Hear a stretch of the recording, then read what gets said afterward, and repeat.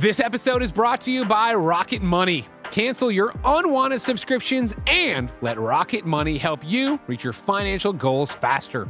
Join at rocketmoney.com/kindafunny. This episode is brought to you by Factor. Make healthier eating easy with Factor. Head to factormeals.com/kindafunny50 off and use the code kindafunny50 off to get 50% off your first Factor box plus free breakfast for 1 year. Offer only valid for new Factor customers with code and qualifying auto-renewing subscription purchase.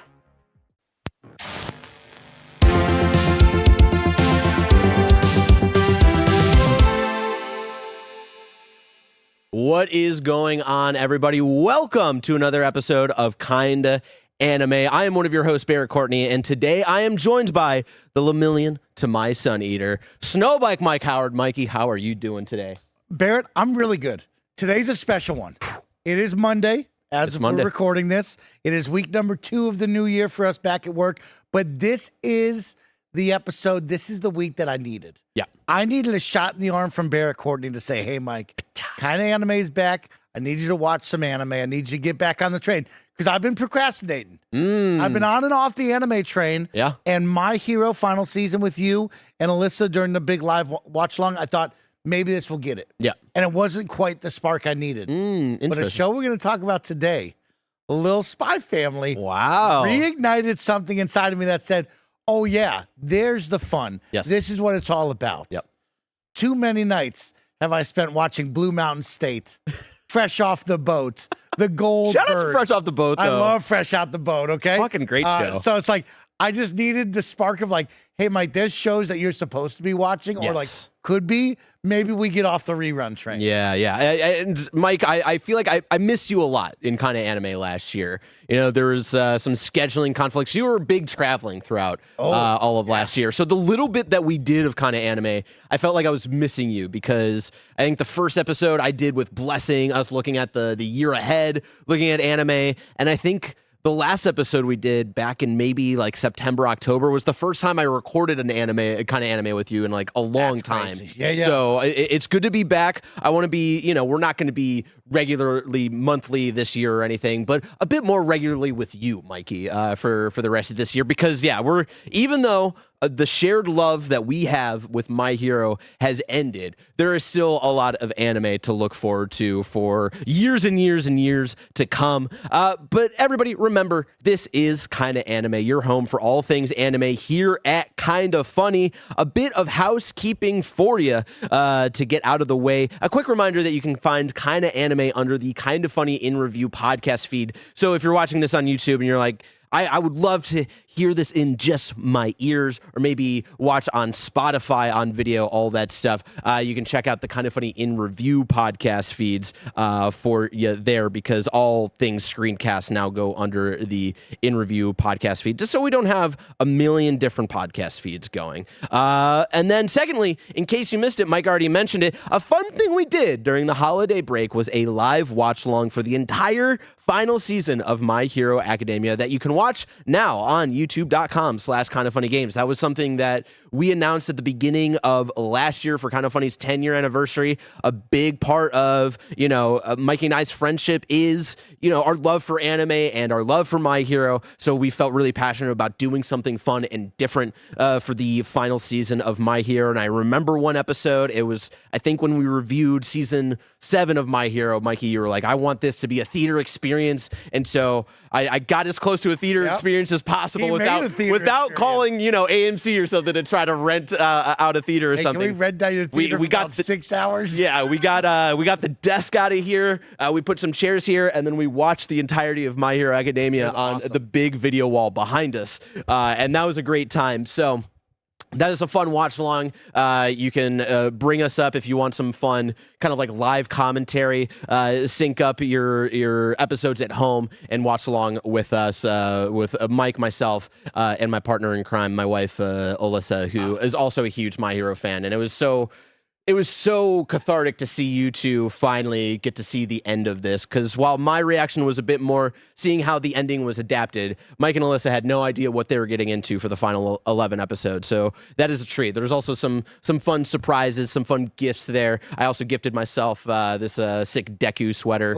Mike loved Alyssa's quarter zip Bakugo sweater so much that he bought his own. I had to have it, even a size smaller than I am, and I'm wearing it because I love it so much. Man, and I did, and so I was gonna save it for this episode when we recorded this episode, but you know, it was just one of those, I was sitting on it for too long. The shirt I gifted you on that stream was not the actual Bakugo shirt I wanted to gift you.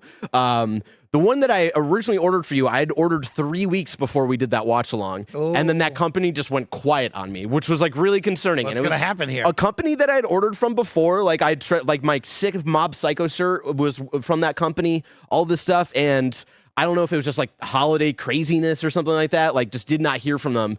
So it was like the week of the watch along, and I'm trying to like be secretive about this, trying to surprise you live on the thing. I finally get an email of like, hey, it's in transit.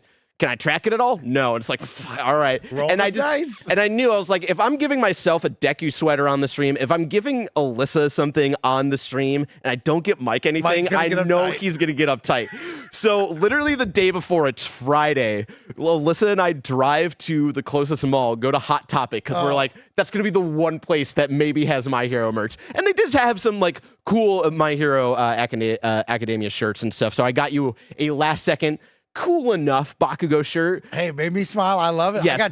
I got two now. But you got a more I think a more fitting, something I think of when I think of Mike Howard in terms of like shirt design. It's like one of those like kind of washed oversized tees. It's got like the cool like Bakugo bomb logo on the front and just like the sickest art on the back of him. I think it's as he's fighting Shigaraki and he's kind of awakening his quirk a little bit. It's so cool.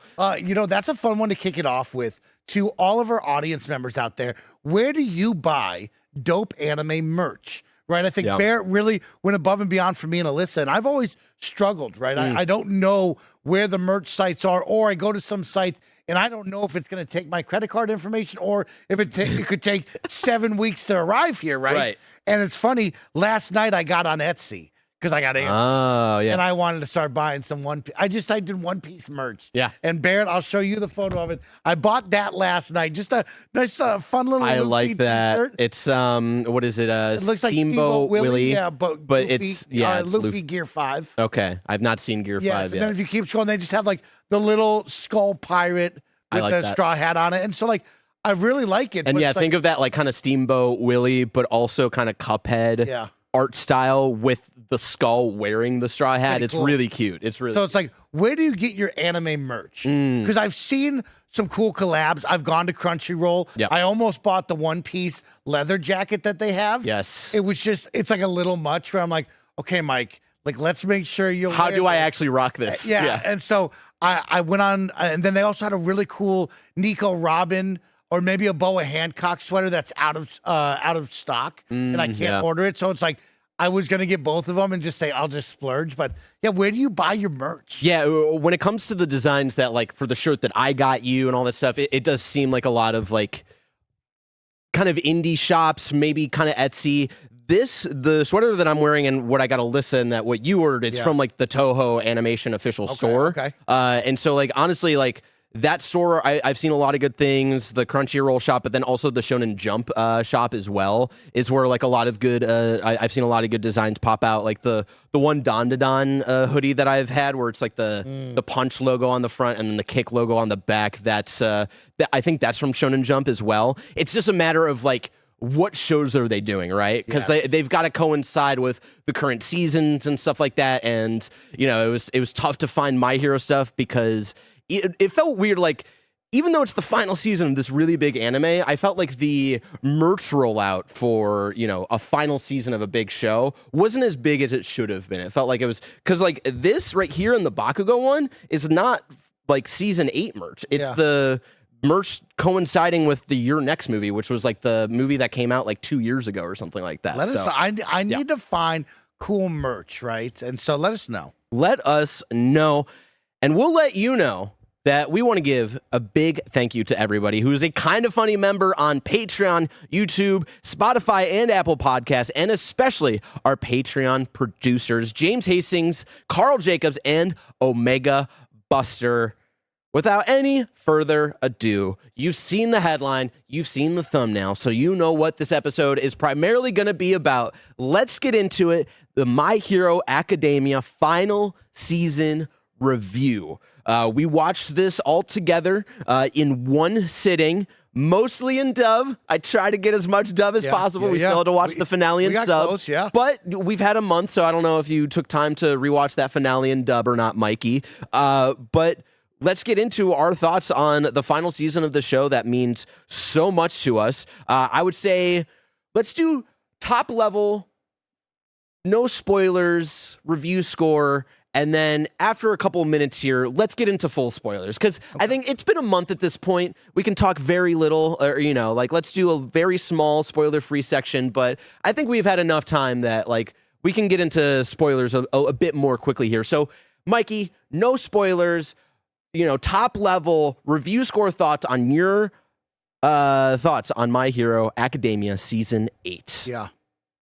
Let's go top level, spoiler free. Yes. 11 episodes, so much to tie up, so much to answer, so much hype to bring. Yeah. The anticipation of what they built, and then the final payoff of, can you deliver in a big way? I told you, Barrett, before that one of the prior arcs to me was the peak, and I couldn't believe that they could rebuild. First war arc in season 6. I said, I don't know if you can rebuild and bring me back to that feeling that I had of desperation, hope, belief, and also, can they do it or will they do it? And you know what? In these final 11 episodes, they really captured something special, which was the true kind of go through of it all, which is we're witnessing someone's journey, but it's not just one. It's all of the class members' journeys. And I think they did a really good job at the end of that of we ride or die for Deku, who has been in the forefront, but we ride or die for all of Class 1A and everybody that they've put around us. And I didn't know that we'd have so many great moments of the other kids getting their shine, but they still were able to do that because it is a season that is about wrapping up Deku's arc and his journey with Bakugo and Shigaraki. The bad guy Shigaraki is, right? And it's okay, well, clearly these two have to come to a head. And we got to finish their story. But they still did a great job at aligning all the other classmates up and saying, hey, they were here to shine too. You grew and learned with them. And they're still a major part of it. And all of it felt so good. I am surprised that I'm so high on it because I didn't know you could get much higher. Yeah. But I give it a solid, I go with a 9. I think this was really great to amazing. I think they nailed this. And I'm happy with the final season. I'm sad to let it go because it is something that brought us together. Yeah. It was kind of my first onboarding to anime besides the big One Piece journey. And it was something I could really rally behind. I think it was easy to see heroes and go, okay, well, I'm in DC and Marvel. I can figure this out. Oh, man, I really like these characters. I love the art style. I like All Might and what he brings to the world. And, he is that symbol of hope. But, what happens when the symbol of hope might not be there anymore? Maybe it's his time has come. And I think they did a really good job of, building up others around that aren't just Midoriya, right? I thought for sure, when we get to the end of it, it's oh, it's just Midoriya. It's no. It was more than him. Yeah. Bear, what'd you think? I was really surprised, right? I've been saying for a while now, when I was reading My Hero week to week and catching up with it and reading that final issue as it came out, everything past the Dark Deku arc where he goes off on his own, I was less about. And I think that was just because I don't know if the story that Horikoshi was building, especially in this kind of last third of My Hero, was just kind of tough to digest week to week, especially when, in an issue of a manga, right, I'm getting a third of an episode. And I think there was just a little bit of that felt a little bit frustrating to take in what we're building to from all the way from the Star and Stripe fight all the way to the end of this. And I remember saying the last couple of times of I think My Hero ends kind of solidly, but I don't know if it's if it stands the test of time a Full Metal does for me, or even Mob Psycho or something like that, right? And funny enough, both also animated by Bones. But I said even last season, I was really impressed of like how much seeing this stuff adapted for television, which I think the way the story is paced, I think fits the kind of television format way more. And I was way more invested in the Star and Stripe fight, even though I think that fight is still like way too small. And she is like way too underutilized of a character in the show overall, right? But, you know, when that second final war starts and seeing all these payoffs and seeing the, you know, introducing, you know, the voice acting and the music behind it all and these performances that I think like really like bring a tight bow around like what these characters' journeys are supposed to be. Like I've been riding high on the last part of this show much more than I expected. And I think that was especially true going into season 8, where I was like, okay, like, yeah, they land the plane. It's solid enough. You know, I'm going to have a couple fun times, a couple fun moments here and there. But honestly, like seeing it adapted and really bringing a shine to the core central theme of the story, like, I couldn't ask for anything more. Like I cried way more than I was expecting to, even knowing what was going to happen. The performances from everybody, I think they really went all out. Yeah. The animation and how the animation adapted some certain moments that, you know, when you see it in the manga, you don't really think like, oh, they're going to use this as a callback to a fight in season 3. But then the way they adapted, it was like, oh, this is so beautiful because it completely enraptures what this one character story arc is about, right? And, you know, really seeing them nail the final kind of moment of what the story is about. It's not just one person's story, it's everybody's story and how we all come together as a community. Yeah, I would say I think the final season, putting it all together of like where I think the story lands the plane, you know, I think you could argue one way or another that's like, oh, it's like a safe ending or something like that. But I think to me, it's really like a strong ending that knows what it wants to talk about and doesn't get convoluted in a bunch of weird like power jumps or like explaining last minute rules of the world or something like that. It's purely about that core theme that really blossoms and blooms in that final season, I think. And seeing it all adapted, I would give this a 9.5. I think this was an amazing end to this entire journey that I think when all said and done, when you look at the entire series as a whole, I think there are things here and there that you could have fixed up a little bit, pacing in terms of like how do we want to introduce certain themes and character arcs to make this a bit more satisfying when we come all around to it. I think you could have those, and I definitely do, but honestly, like, the stuff that ends with these core characters, it really, you know, like it pulls at the heartstrings. And it is what got me into the show in the first place. You know, it's like these people coming together and rallying around each other. And yeah, I couldn't ask for a better final season. It makes me smile when you say the safe ending, right? Or like the safe idea, right? Because like I'm the safe guy, right? Like I think whenever I tell you my dream of like what should happen at the end, it is very like, this is just like vanilla, very basic, Mike, of like, that's the safest ending you could choose. And I think they chose somewhere it's like, oh, they didn't do that. And I am really impressed with I think like plot wise, right? Okay, it's like, okay, you know, now we can get into full spoilers. Talk about it. Yeah, because it's like, okay, the heroes win, and like we go off and like, you know, we've saved the day, but you know, I think the thing that isn't safe about it is still talking about these core themes of like, okay, now that you've beaten the big bads, not everything is fixed yet. And like that really solidifies in Lemillion's speech when he graduates, and like the work is not done yet. And I think that's such a like core thing that the show has been talking about since even before season 5, but season 5 being the really shining bright of like, who are these villains, and really highlighting them as like victims of a broken system and them getting manipulated and controlled by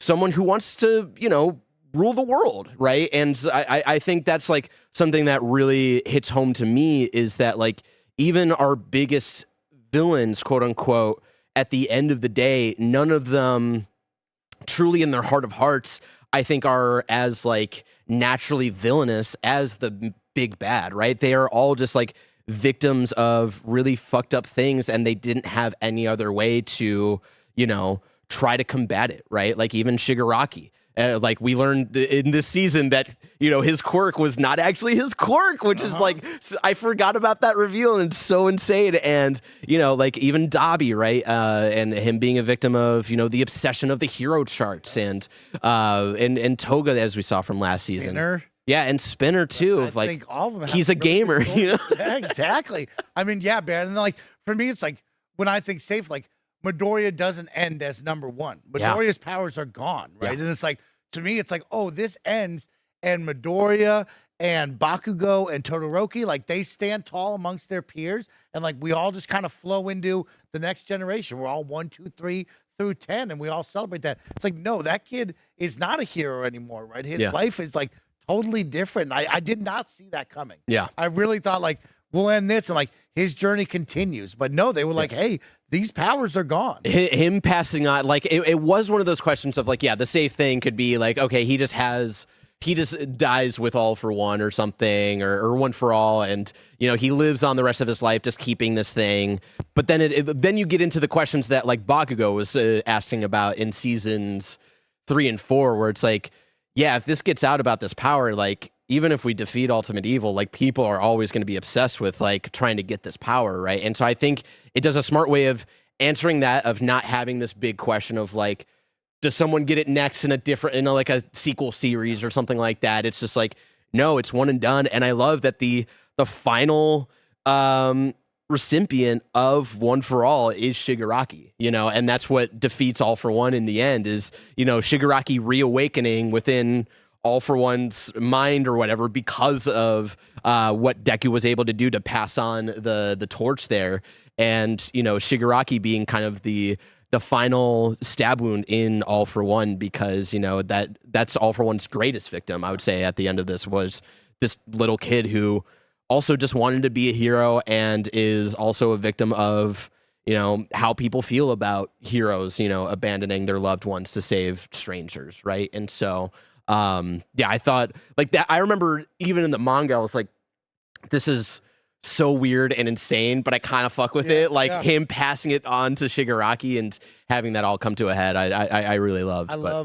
I thought Dobby's out. I love that they kept Dobby alive and the family is right there. Because that's like it's like, I'm not leaving you. Yeah. And it's like, ooh, that's like a tough one where like they still are together and they're gonna go there and face this and they're gonna work through it together. It's like, man, like I could have, the easy one would have been like Dobby's gone, he's dead, and like the family kind of picks up the pieces and just lives. Yeah. No, I like that. It's like Endeavor never gets any sort of easy out with this one. And I love that they keep Dobby alive, because that is still his penance. And I think it's fascinating, a lot of people's like interpretation of Endeavor's arc and like where he comes from in the entire series. And a lot of people kind of interpreting it as like, oh, we're excusing this guy for like all of the bad things he did. And it's like, no, to me, the show is very much like he is going to pay for his sins for the rest of his life. And does he make some leaps and bounds that I think like the reason why I very much like attach myself to Shoto and the Endeavor, the Todoroki family drama is like,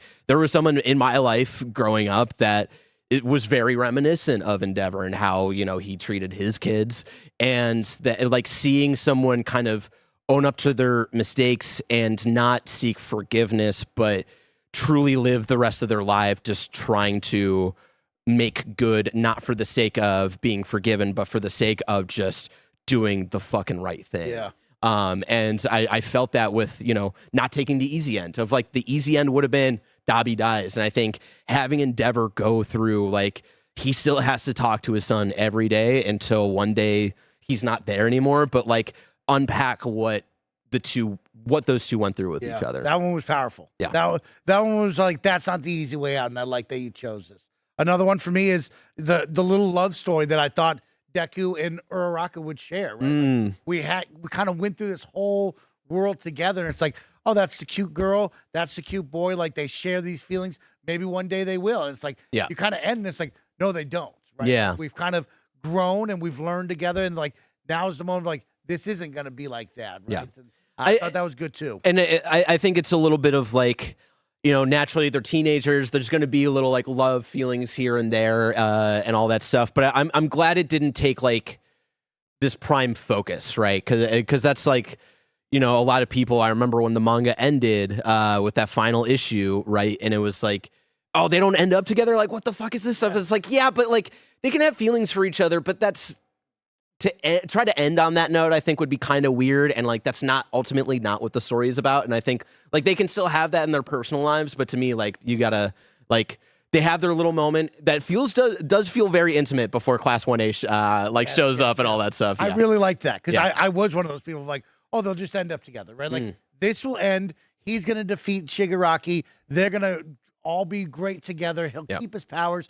They'll fall in love. Like it's just the easy, just goody gumdrops and rainbows. Like, no, none of that happened. And I was like, oh shit, like I didn't think any of this would happen. And I really enjoyed the ride that they took me on because I would have gone totally easy on this. None of it for me was easy there, which I like. So let's take it back to the beginning of the season actually as well. We left off the last season with All Might getting his mech suit from Melissa, I think, from the United States, who we met in the very first My Hero movie. I love the subtle little, like, and this happened in the manga as well, the subtle confirmation Horikoshi gave to like, yeah, the movies are canon. Do they make sense? Absolutely. Does it make sense that Bakugo got all for one or one for all at one point and then, fell asleep and then woke up and didn't remember he had it? Like, does any of that make sense? Absolutely not. But they're still canon. And like, I love that, like, yeah, you see Melissa watching the TV and she's like, Uncle Mike, like, please, like, survive this and all this stuff. But it's his mech suit, all using support items inspired by the entirety of Class 1A. Wicked. Taking on All for One. Yeah, he was like super Batman. He was Batflick. It was super cool. I mean, that was a fun way to get him involved, right? Through this journey, we've known that, All Might has changed. He is not the All Might in season 1. He's not the same guy. He's losing the power. He is getting older. He is in pain. And like, for him to be like, okay, well, Deku and the squad are over here battling. Someone's got to stop this. And for him to like leave out of the police precinct, put on the suit and be the one to jump up. It's like, yeah, that had to happen. And I knew it had to happen. And I love it's not like a full confirmation because it's kind of happening in All Might's head as like kind of a subconscious like way to maybe like deal with his possible final moments, right? But he's been thinking about what Night Eye has told him for years and years and years of like, if you continue down this path, you will face a villain that will lead you to a gruesome and unspeakable death, right? And there is that moment where, All for One has him dangling in front of all of the cameras and you're like, damn, this is it. And then the boy finally gets his full, complete arc here.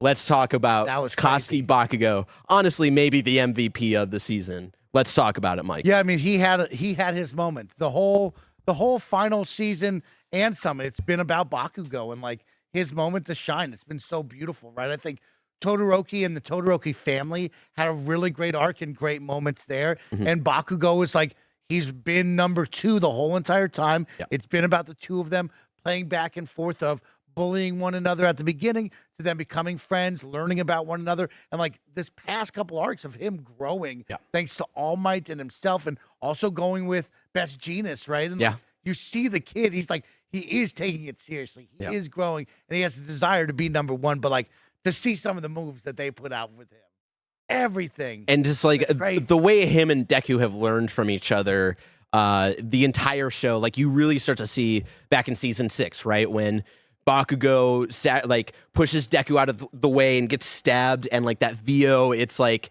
it's the same thing Deku says when Deku tries to save Bakugo, where it's like before my mind could think, my body moved, and that was kind of the start of like the final moments of Bakugo, like having this full arc to make him not just like the number 2 of the show, but like pretty much a dual protagonist here, right? Oh yeah, yeah.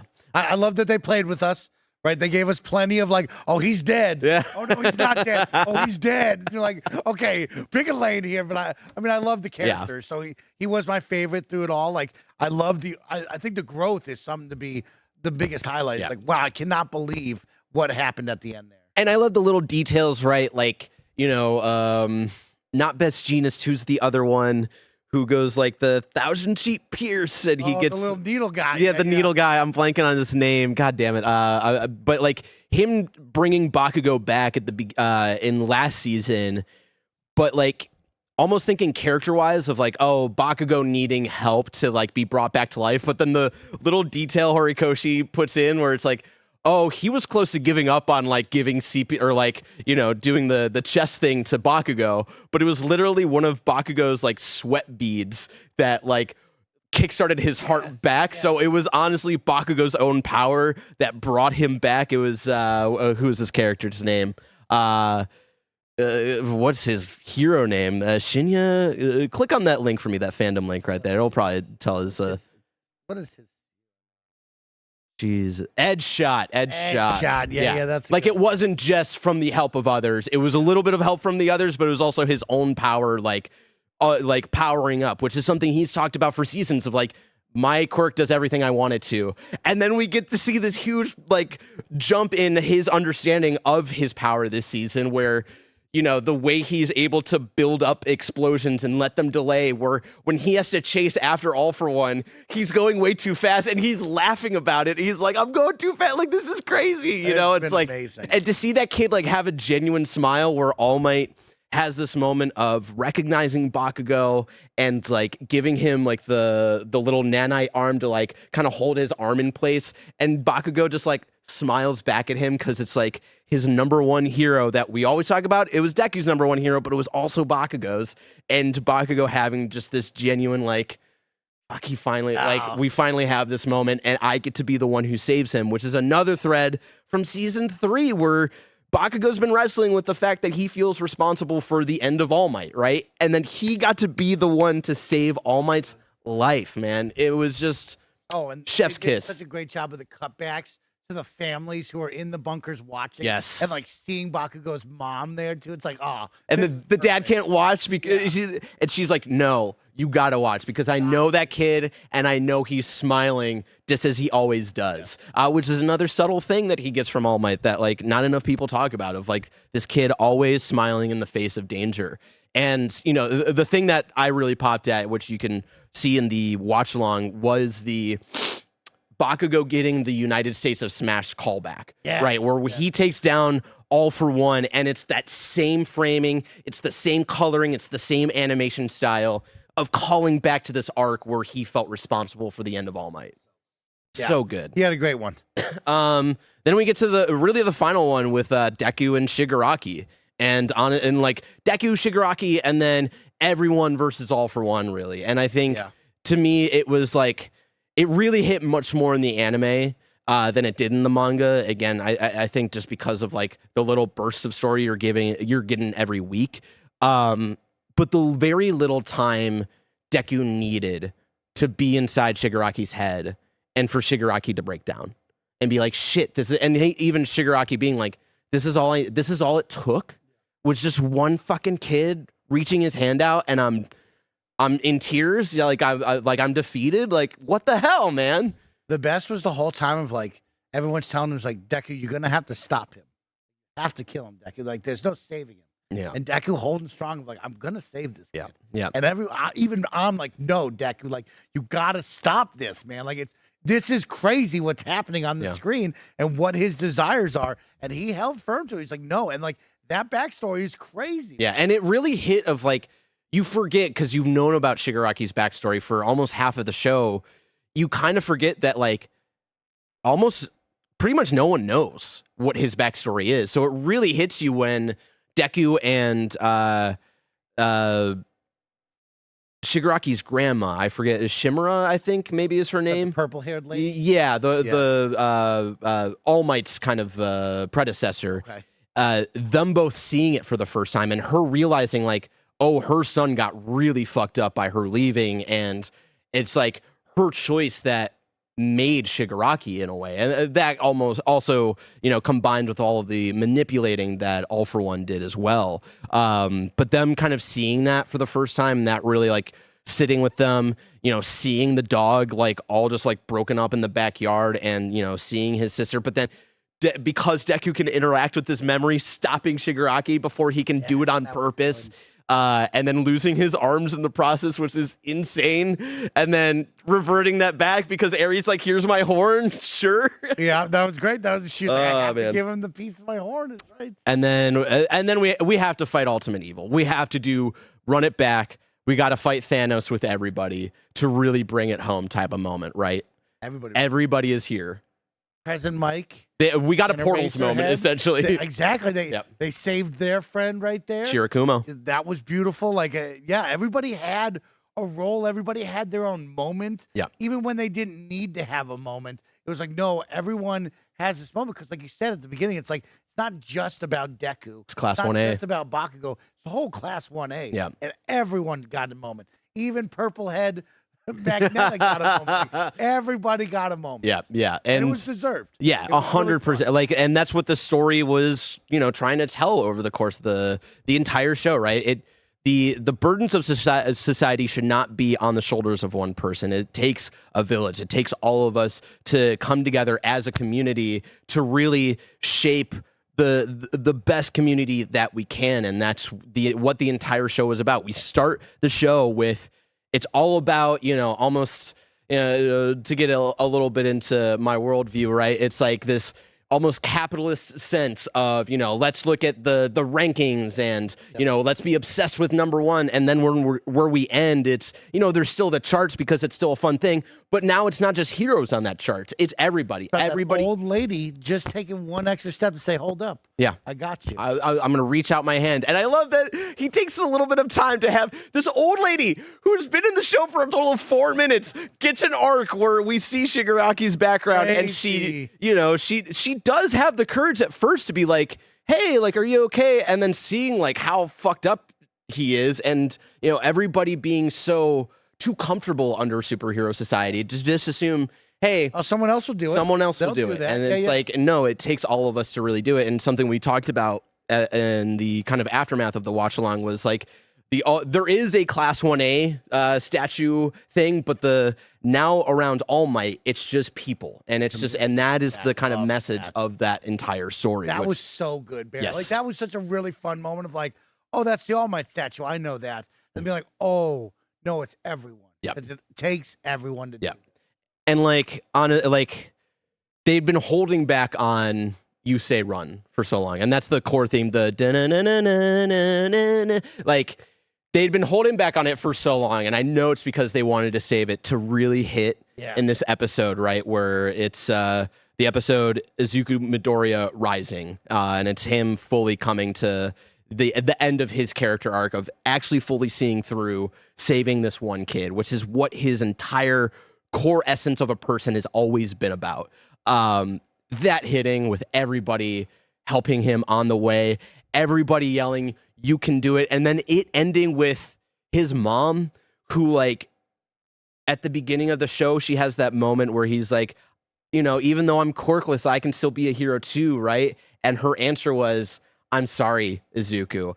And then at the end, even though we know that like it's going to come to him not having this quirk anymore, her still believing in her son and saying, you can do it. And it, like that shit. Ooh. Oh, that theme, like you brought up, they did a good job with that. Yeah. And I mean, it's crazy. That's not even the end. Oh, There's man. 3 more episodes after that. After it. And the best is like when Shigaraki is like, you go tell this guy that. And he goes and sees Shredder later, a couple episodes later. That was crazy. Yeah, like that was crazy. The whole Spinner getting all big and then grabbing Deku, and then the doctor being like, "Let's call security," and Deku goes, "No." Hardest moment I think Deku's ever had was crazy, and I love that we get more of an aftermath, right? I think so much in a lot of anime, right? It like we get to the final battle. And then there's like 10 minutes maybe of like aftermath and epilogue, and I love that we got a full 3 episodes of like, hey, there's still more work to be done after this, and that's really like what those 3 episodes really hone in of, constantly putting in the work to make a society as good as possible. But yeah, like the stuff with Spinner, and then I love the little thing where Spinner's like, I'm gonna write a book, and Deku's like, make it a comic book. It's like. Okay, that's shout out to Ryan was in it. Like shout out to Ryan. Movie characters are showing up. Ryan's in it. Shout out to Ryan. That was amazing. That was a great little moment. And yeah, like the little kids, the one girl who loves Bakugo in the second movie is like, it's like when Bakugo comes back alive and everybody's like, who is this kid? And the little girl's like, it's Bakugo. I was like, wow, like you could tell like Horikoshi really like treasures each and every aspect of this world, even when it, it's an original movie where he's only like kind of helping with like, story ideas and stuff. And, so I saw someone point out online that I think it had been said in an interview or something that a lot of the original ending of My Hero, was a lot of ideas from the original ending was put into that second movie. And that was the movie where Bakugo gets one for all, and like him and Deku do like this kind of like, what is it, Vegeta and kind of Goku moment, that's cool. Fighting with each other type of thing. And then it ends with Bakugo like having one for all, but then, he sleeps and then it gets out of his body somehow, whatever. But like you could tell really in that movie of like, and seeing the end now, you're like, oh yeah, there are a lot of parallels. One being, and someone pointed this out, that in the end of that movie, Deku's about to eat like bite the dust from the main villain, but then Sero comes in and like ties him up, and that's the same exact thing for the fight with One for All, where Sero comes in, and that's where it leads into the "We Are Here" moment. Cool. So good.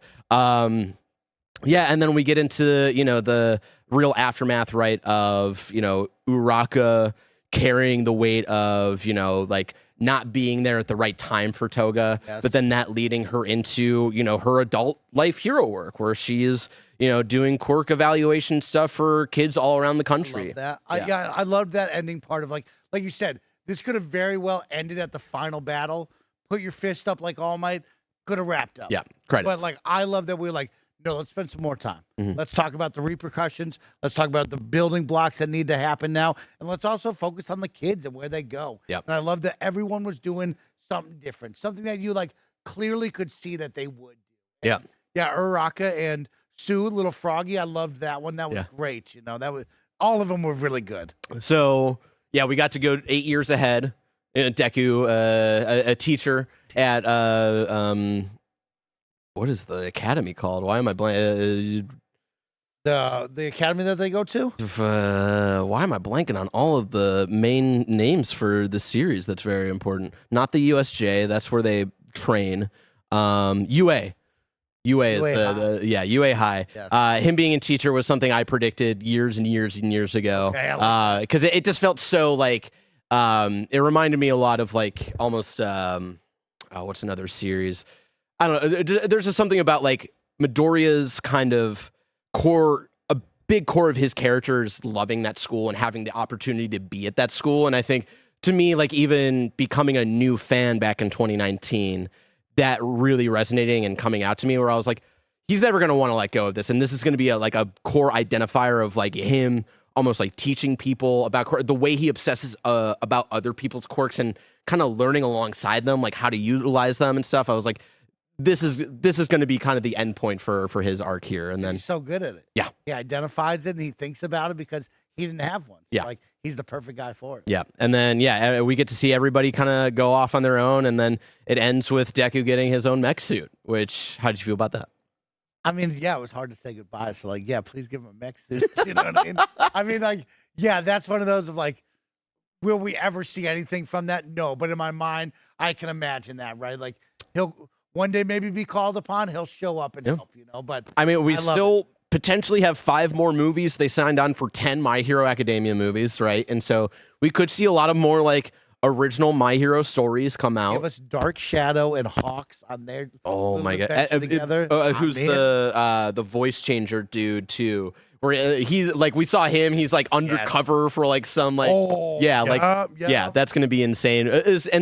So I want to clarify because this is something you said on the watch along. You said like after this you're good. Like, good. But now that we're a month out, are you still a little bit like, yeah, give me some more movies? I mean, yes, give me more movies, but like I do not need Deku suiting up. Like as of right now, I am so happy with Deku's story that like I don't need 10 movies. Yeah. If it's one where the conclusion is him showing up, then yeah, I'm in for that. But like these next ones, I would love for you to focus in on the kids that we know and like tell those stories. Like you said, I think there's some really open, like fun narrative that you can create and do. But yeah, it is interesting when you say that. that's a lot. Yeah, it's a lot. Where do you go? You know what I mean? I have no But, idea. Like, there's also so many cool characters. Stars and Stripes did not get enough love. Like, that character and like also the other parts of the world, right? Like it was crazy. I was like, this is all happening in Japan, but clearly the world is affected. And like you see, like the U.S. is like, well, we're not sending anybody because like, what if they fail? Then we got to suck up to Shigaraki. I think they're showing people out in Egypt, and they're like, send them. Like, let's get out there. Like, show us the world would be cool too. Yeah. So I think you have a lot of area to play with. Of course, I want more. Vigilantes isn't hitting the stride that My Hero is for me right now. Okay. So maybe I do need more with these My Hero one-off movies, but we'll see. Okay. We'll see. What about you? Do you want more? You need more? It's one of those, like, I will never say no, especially if we're doing movies around the time of them being adults, you know, and like focusing more on the side characters, which I don't think they'll ever do. I think just for the terms of like selling a movie, I think it's always going to be Todoroki, Bakugo, Deku, like Deku in the mech suit, right? Like you don't think we could do a Hawks and a Dark Shadow? They don't sell enough? I would love it, but like I don't know. I don't know if they feel confident enough to like, is this a strong enough IP where we can do a spin-off movie that's not about these core 4 characters? Like we're not doing the kid with the super legs. Yeah. You know what I mean? Like unfortunately, he's not. We're not doing the spray bottle guy, you know? Momo, where she's creating stuff. Yeah. I mean, that's the problem. Stain, right? Like you give me a Stain movie. Yeah, that's true. Like it is interesting because, like you said, like I don't want to go back, right? Like I definitely don't. I don't need a Class 1A. Oh, the story we didn't tell you, they did this. You know what I mean? It's like, no, I'm good. Like, give me something new. We'll see. Speaking of more, Mikey, we did talk about this at the end of the watch along. There is one more episode titled More, and that's coming out in May. I believe they announced that, I think the day before we did our watch along, where there's going to be one more episode of My Hero Academia, and it's adapting the extra chapter that was included in the book release of the final volume of My Hero Academia, wrapping up some threads that you might not be thinking about, but there will be kind of another piece of the epilogue that I think, you know, I going into the final season, I was wondering, like, are they going to adapt this for the final season? How do they end this? And I think it was a smart decision for them to not, because I think it's less about the core main theme of the story, and it's a bit more character focused. And I think it would have been weird to try to tie into this final episode that is so from beginning to end about, you know, people reaching their hand out type of thing. And so I'm glad we get a bit of like all right, let's take a break. Let's take a moment. Let's have a bit of a breather. And then let's come back for one special episode in May. Okay. One episode. That's like it. A 24-minute thing. Yeah. So it's not going to be like a super ooper duper fight or something. No. It's just an episode. And it's not a rewrite of the finale like people wanted with Stranger Things, where they're like, hey, no, Duffer Brothers going to release a special episode rewriting everything. It's another, I would say it's another piece of of the epilogue that I just don't think fits super cleanly in what they showed already. Okay. Yeah. It's got to be about the villains then, right? Maybe. We'll see. I don't want to give you any hints. No, any way, I love shape, it. or form. I have no idea. Yeah. I typed it in and I was like, you know what? I don't even want to know. Yeah. Just surprised. Yeah, chapter... Because there's so much. Yeah. There's so many characters. Yeah. Chapter 431 titled More. It was awesome to finally... Because I had read the leaks about it when it came out in Japan, like months and months and months ago, and then I finally got the book like a month and a half ago. So it was cool to finally like actually read, and Alyssa was like, let me read it. So, and so, yeah, look forward to that. We will come back with kind of anime sometime around May, obviously, to talk about, other shows, but I will want to get Mike's reaction to that episode. The last thing I really want to shout out for this season that, like, again, really ties in, like, the thing I was surprised Alyssa did not cry at, because you and I were the ones shedding tears a lot during that watch along, was Bakugo coming to terms with Deku no longer having a quirk. You know, this thing he bullied him about so much at the beginning of the show, and now being devastated that, you know, this thing he bullied Deku about is true again. And it really showcases like how much Bakugo has grown, how much these two have like truly not just are rivals, are brothers at this point, and how much they care about each other. And like him just having this small moment of just like tearing up and talking about like, I thought you and I were going to be competing forever type of thing. It's just like, damn, it really hit hard. Shout out to, I want to shout out the voice actor and actually get his name right. I want to say it's Clifford Chapin, who did excellent work as Bakugo throughout the entire run. And I'm looking forward to hearing him voice more of Himmel in Freerun. So there you go. Mikey, we're at the end of our My Hero segment, but I'm not letting you off the hook. Yeah. I gave you some homework. It is time, now that every season of My Hero Academia is out, I want us to do a quick ranking of every season of My Hero Academia. To give you a quick breakdown for the viewers out there, hold on, I gave Mike a Slack message. For reference, right? Season 1 had the entrance exam, the initial battle class, and the USJ attack. Season 2 had the sports festival, the Hero Killer Stain arc, and final exam. Season 3 had the summer camp, All Might versus All for One, and Hero license exam arcs. Season 4 had the overhaul Shiea Saikai arc with Eri, the school festival, and the Endeavor versus the like high-end Nomu fight. Season 5 had Class 1A versus 1B, working at the Endeavor Agency, and My Villain Academia arcs. Season 6 had the first Liberation War with Shigaraki waking up arc, and the Dark Deku, not quite Vigilante, but you get what I'm saying. The Dark Deku arc is what I like to call it. Season 7 had Star and Stripe, the UA Trader reveal, and then the final war beginning parts of it. A good chunk of the final war, and then the final season was Tech Might versus All for One, Bakugo versus All for One, Deku versus Shigaraki / All for One, and the epilogue. Mikey, those are strong, Barrett. I know. You crushed it. Do you have a list? Or did you think about this at all? Barrett, I thought about it for just a little bit. Okay. I do have a list. Okay. I think it's very tough, of course, to rank some of these, but I think also I do have some easy ones to rank and then some easy ones to rank at the bottom. Okay. So I guess all in all, yeah, I was able to rank some of these. Okay. Give it to me. I'm going to start from the top. Okay. My number 1, Season 6, The Liberation War. Yeah. There was nothing more thrilling than going, they're going to wake him up. We can't let him wake. We can't let him wake up. The stakes were high. The stakes were so high. Yeah. And then the payoff was unbelievable. Yeah. The bunny lady showing up, putting on, doing incredible girl stuff. Mirko. The giant dragon lady outside. Like, there was this fun back and forth of like television casters talking about them putting on a raid on this mafia boss's. And the execution was so perfect. And so in the back of your head, you're like, where does it all go wrong? And you knew it was going to go wrong, Barrett, and it went wrong. And it was fucking crazy because he woke up and he was the all-powerful one. Yeah. Like, he was so powerful that they had to make a cage for him and have a one-on-one fight in a cage at the end of the year. It was so good. So I had to put that one as number 1. Number 2, crazy enough, you ready for this? The Sports Festival. Season 2. Season 2, the Sports Festival. I still hold on to that one. That's Todoroki really embracing himself, learning to use both sides, right? He only wanted to be ice. And Deku was like, hey, bro, you're going to have to embrace it. And I know you hate your dad right now, but like something deep down inside is telling you you're going to have to wake it up and do it. It's your quirk, not his. So good, Barrett. Number 3 is Season 8, which is the finale, of course. Tech Might versus All for One, Bakugo versus All for One, and Deku versus Shigaraki in the epilogue. I mean, what a great finale. We just spent a bunch of time talking about it. I loved it.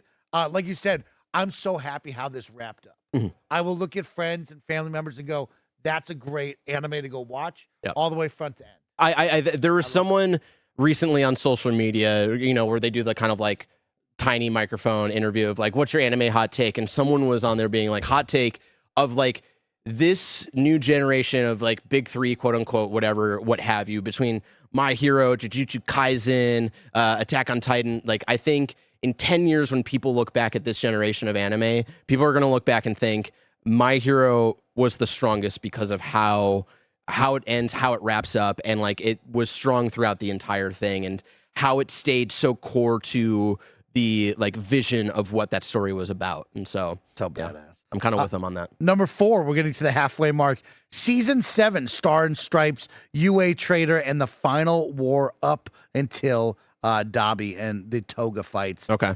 Star and Stripe is just a standout character. Yes. Just so cool. The design, One and more the over. animations, the idea of seeing the American hero come over and be a part of it, riding on the Blackbird jets, like that was sick. It The was, way like, so the way her cool. vestige turned into this giant skeleton to fuck with All for One, like at the end when he stole her quirk, was so good. Bakugo stepping up and having like this beautiful arc from 7 all the way to 8. Like this was the moment where you kind of had like Bakugo becoming who we see at the very end and like knowing like, oh, that kid has changed and he's grown and he is the hero we want him to be. And I mean, even the Dabi fight, the Toga fight, Twice, like all of this stuff happening was like so cool and beautiful. I don't know where that Hawks and Twice bromance comes in, but like that was a really fun moment as well of like him going deep undercover, him working with Twice and then understanding him and like really becoming his bro and friend. And then the end of all that was like so punishing and painful. That was good stuff.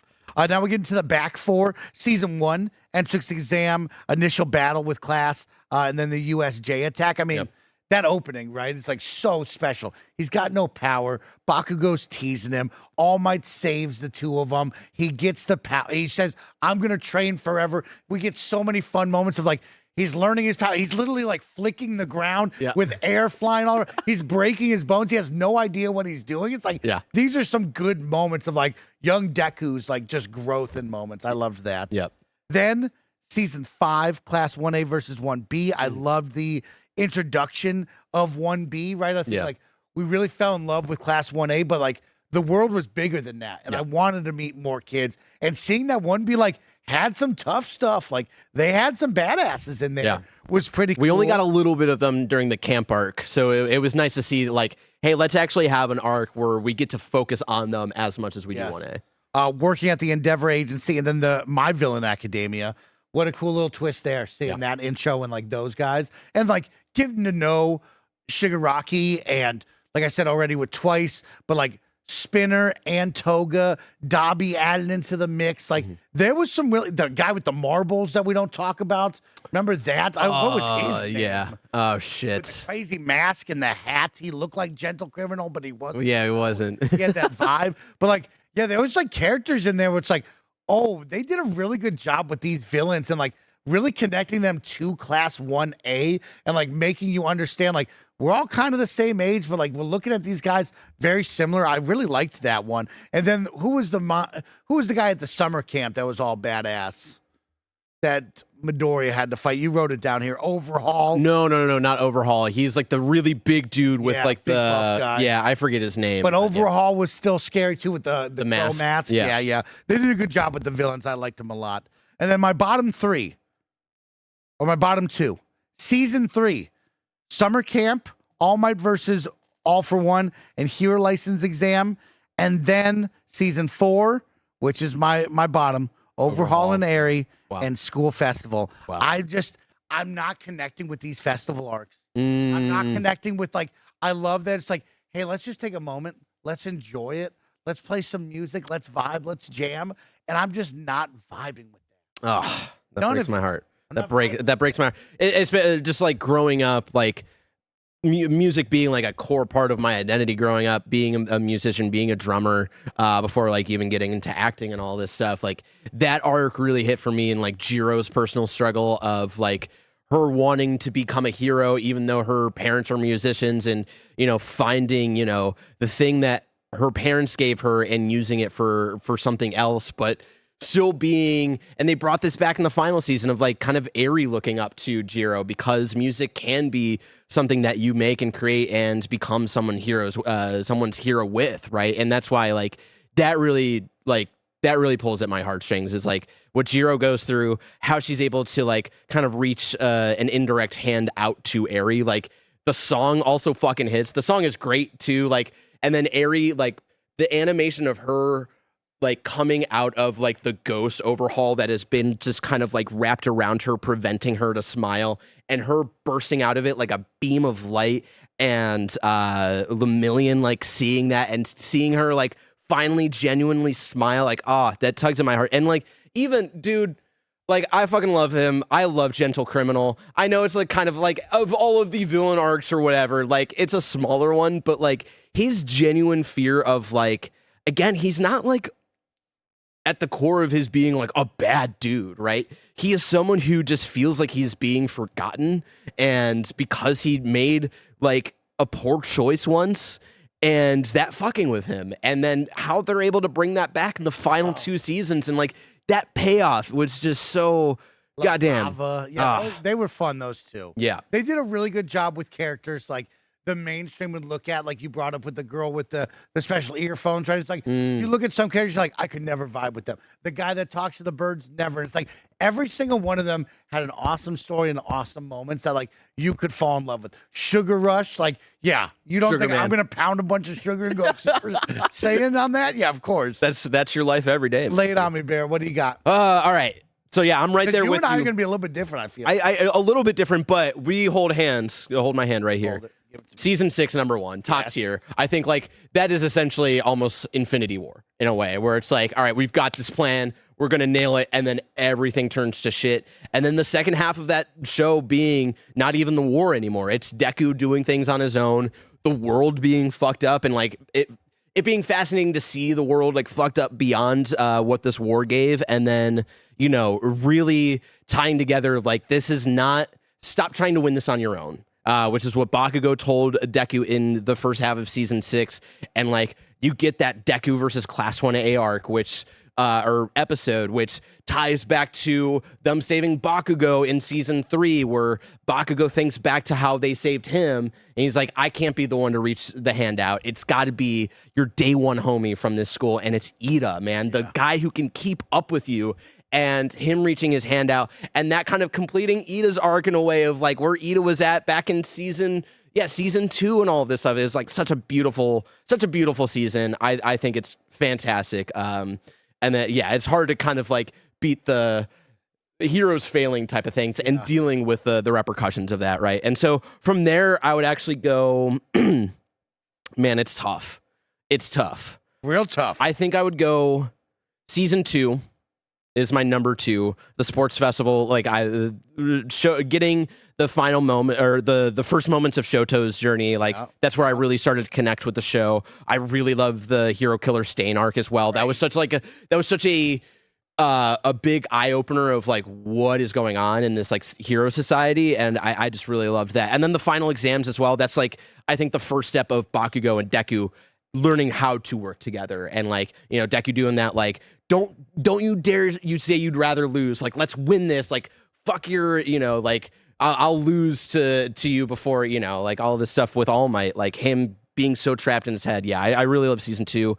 And then I would go season 8. I really loved how, you know, season 8 really feels like the culmination of everything in so many ways, more so than I think one would expect naturally going into only 11 episodes of a final season. It really got me in ways that I was not expecting. From there, season 3, you know, the All Might versus All for One fight, I think is an all-timer. I think that's the last season that there's a specific tone and energy, I think, that is only captured in those first 3 seasons. And I think they got the helicopter thing, and he puts his hand up. Yeah, and it's like, you're next. Yeah, where like, he points at the camera and he's like, that shit was crazy. Yeah. And like, that was crazy. And like Deku's taking in like, oh, that was his last fight and all of this stuff. That's where you get United States of Smash, which they call back to in season 8. I think like they do that on purpose of like those first 3 seasons having a specific tone and style, because that's the end of the number 1 hero. And then you get into the middle part, your act 2 of your season 4 or 5, and a little bit of the beginning of 6 here of your being your middle act, and then your final act being these last couple of seasons. So, and then I love the summer camp stuff. That's a good selection. Yeah, like them being all silly, and, you know, Alyssa and I always reference Tokoyami going revelry in the dark type of shit. Just all of them being goofy and fun. From there, I would go. It's a person. I would go. I would go season 7. I think season 7 like really paid off a lot of things. Really started to solidify what the core theme of the show is. Belly button kid too. Like, what a tough one. The traitor when he Ayama. Yeah. Oh man. Yeah. Man. And then at the end, Yeah. He's like, I'm gonna go make up for what I did, and I'm gonna make it right. Yep. It's like, oh shit. And then like wrapping up Toga's story arc, wrapping up the, keeping up with the Todoroki is all of this stuff. Like so many great payoffs besides just the core stuff, right? Yeah. And then from there, I would go season 4. I really love the big 3, Lemillion, and Sun Eater and Nejire. Like they're so fun. The Night Eye arc, getting introduced to a different villain group. Like we don't get a lot of that in the show, and so getting Yakuza getting taken over by this kind of crazy dude, I thought was like it was a nice change of pace, especially now that we're getting in kind of this like act 2 of the story, trying to change it up, kind of a nice middle break for what the main story is about. I love being introduced to the big 3. Yeah. That was special. Yeah. Right. Like show the upperclassmen, show like how big this school is. Yes. And then the introduction of those 3 and like how much they stand out in their dynamics and who they are, and like Lemillion being Lemillion, but also like and his losing his quirk at the end of that arc, like duh. That was crazy. And then Deku going full 100% because Ares riding on top of him. Yep. The animation of him beating up Overhaul in the middle of the air is fucking insane. So Don't come at me with season 4. Season 4 is great. And then the school festival I already talked about, and then Endeavor versus Nomu, that like being the like kind of first big moment of like Endeavor really coming to terms with like, who is he supposed to be at number 1? All Might is gone. It is time for me to step up and show that I can be number 1, but also like not be a super dick about it. Yeah. And it's like, that was a cool growth of Endeavor. Yeah. From there, I'd go season 1, and that's not like honestly anything. Like season 1 is so special. Season 1 and like how strong those first 12 episodes are is what got me into the show. Right, of like this great premise that I always try to like. The way I try to sell it to Greg, right, is like stick with me. Superman decides to teach at Xavier's school for talented children, but his favorite student is a kid who was born without powers. And like that being kind of the core idea of the beginning of the premise here, I think is so strong. And then you quickly get introduced to the entire cast, and then even the villains. It's such a strong start. Is that the USJ attack? Is that where they're with like Fat Gum in the big training dome and stuff like that? No, so it's they're with 13. She's the power. So it's the first time we get introduced to Shigaraki. Okay. And then it's like All Might versus fighting that Nomu.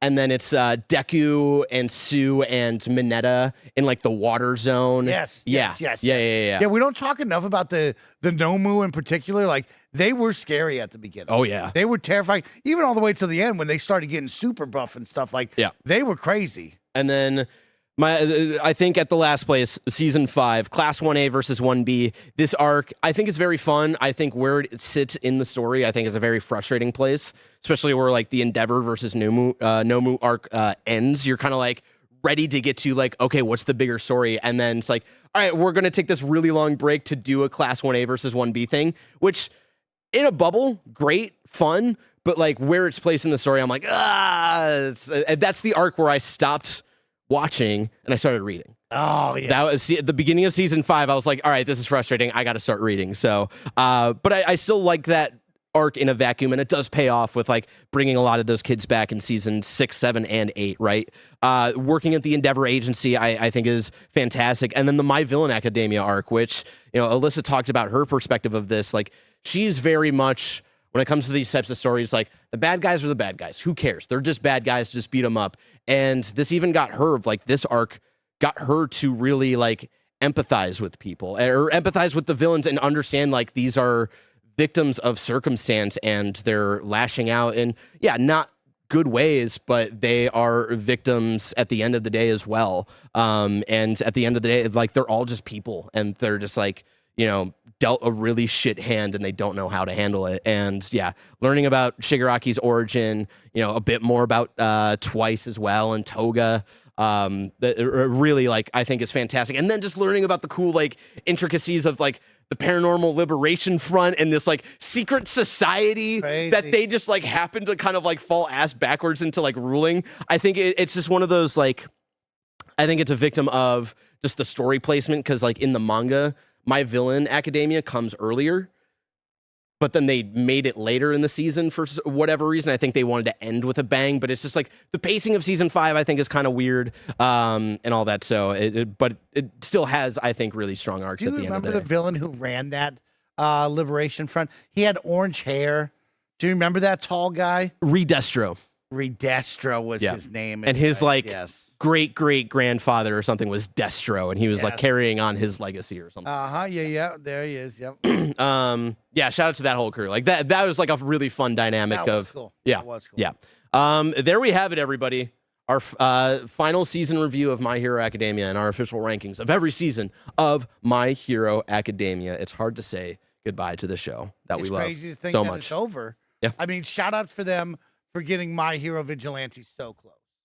They're like, hey, if you want more, we're still in the universe. We're going. Like, I got to give them credit for that. Of like, when we talk about Fallout TV show and wanting a Fallout video game so bad, like this team clearly saw that and was like, hey, when this wraps up, we're going to give you more, and we're in it. I'm honestly surprised. Like, in my brain, in my head, when I was trying to predict, like, production rollout a year and a half ago, I was like, okay, we'll probably end My Hero. Soon after, we'll start Vigilantes. To me, it's crazy that we've already had season 1 of Vigilantes. My Hero, we get the final season 4, and then literally 2 weeks later, I think, Vigilantes season 2 back. Great job. Great job on that. We'll talk a little bit more about that after we hear a word from our sponsors. This episode is brought to you by Rocket Money. The amount of times Mike has signed up for something, forgotten about it after the trial period ends, and then been charged month after month after month is quite frankly terrifying. He didn't even realize he was paying for SoundCloud for 10 years until Rocket Money helped find and cancel his unwanted subscriptions. But he is not alone. So many people have at least one paid subscription going unused each month. Rocket Money is a personal finance app that helps find and cancel your unwanted subscriptions, monitors your spending, and helps lower your bills so you can grow your savings. Thanks to Rocket Money, you can see all of your subscriptions in one place and cancel them within the app with just a few taps, saving time and avoiding charges. Cancel your unwanted subscriptions and let Rocket Money help you reach your financial goals faster. Join at rocketmoney.com/kindafunny.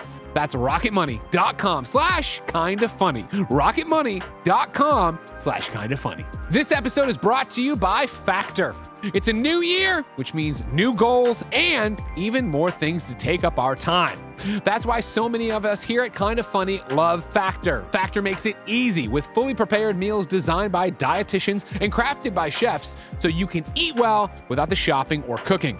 On many occasions, Factor has completely saved me and Jen when we needed it most. Choose from a wider selection of weekly meal options, including premium seafood choices like salmon and shrimp at no extra cost. Enjoy even more GLP-1 friendly meals and new Mediterranean diet options packed with protein and good for you fats. Feel the difference no matter your routine. Head to factormeals.com/kindafunny50off and use the code kindafunny50off to get 50% off your first Factor box plus free breakfast for a year. Offer only valid for new Factor customers with code and qualifying auto-renewing subscription purchase. Make healthier eating easy with Factor. Hey you! Join us in person for our live in review of Howard the Duck. That's right!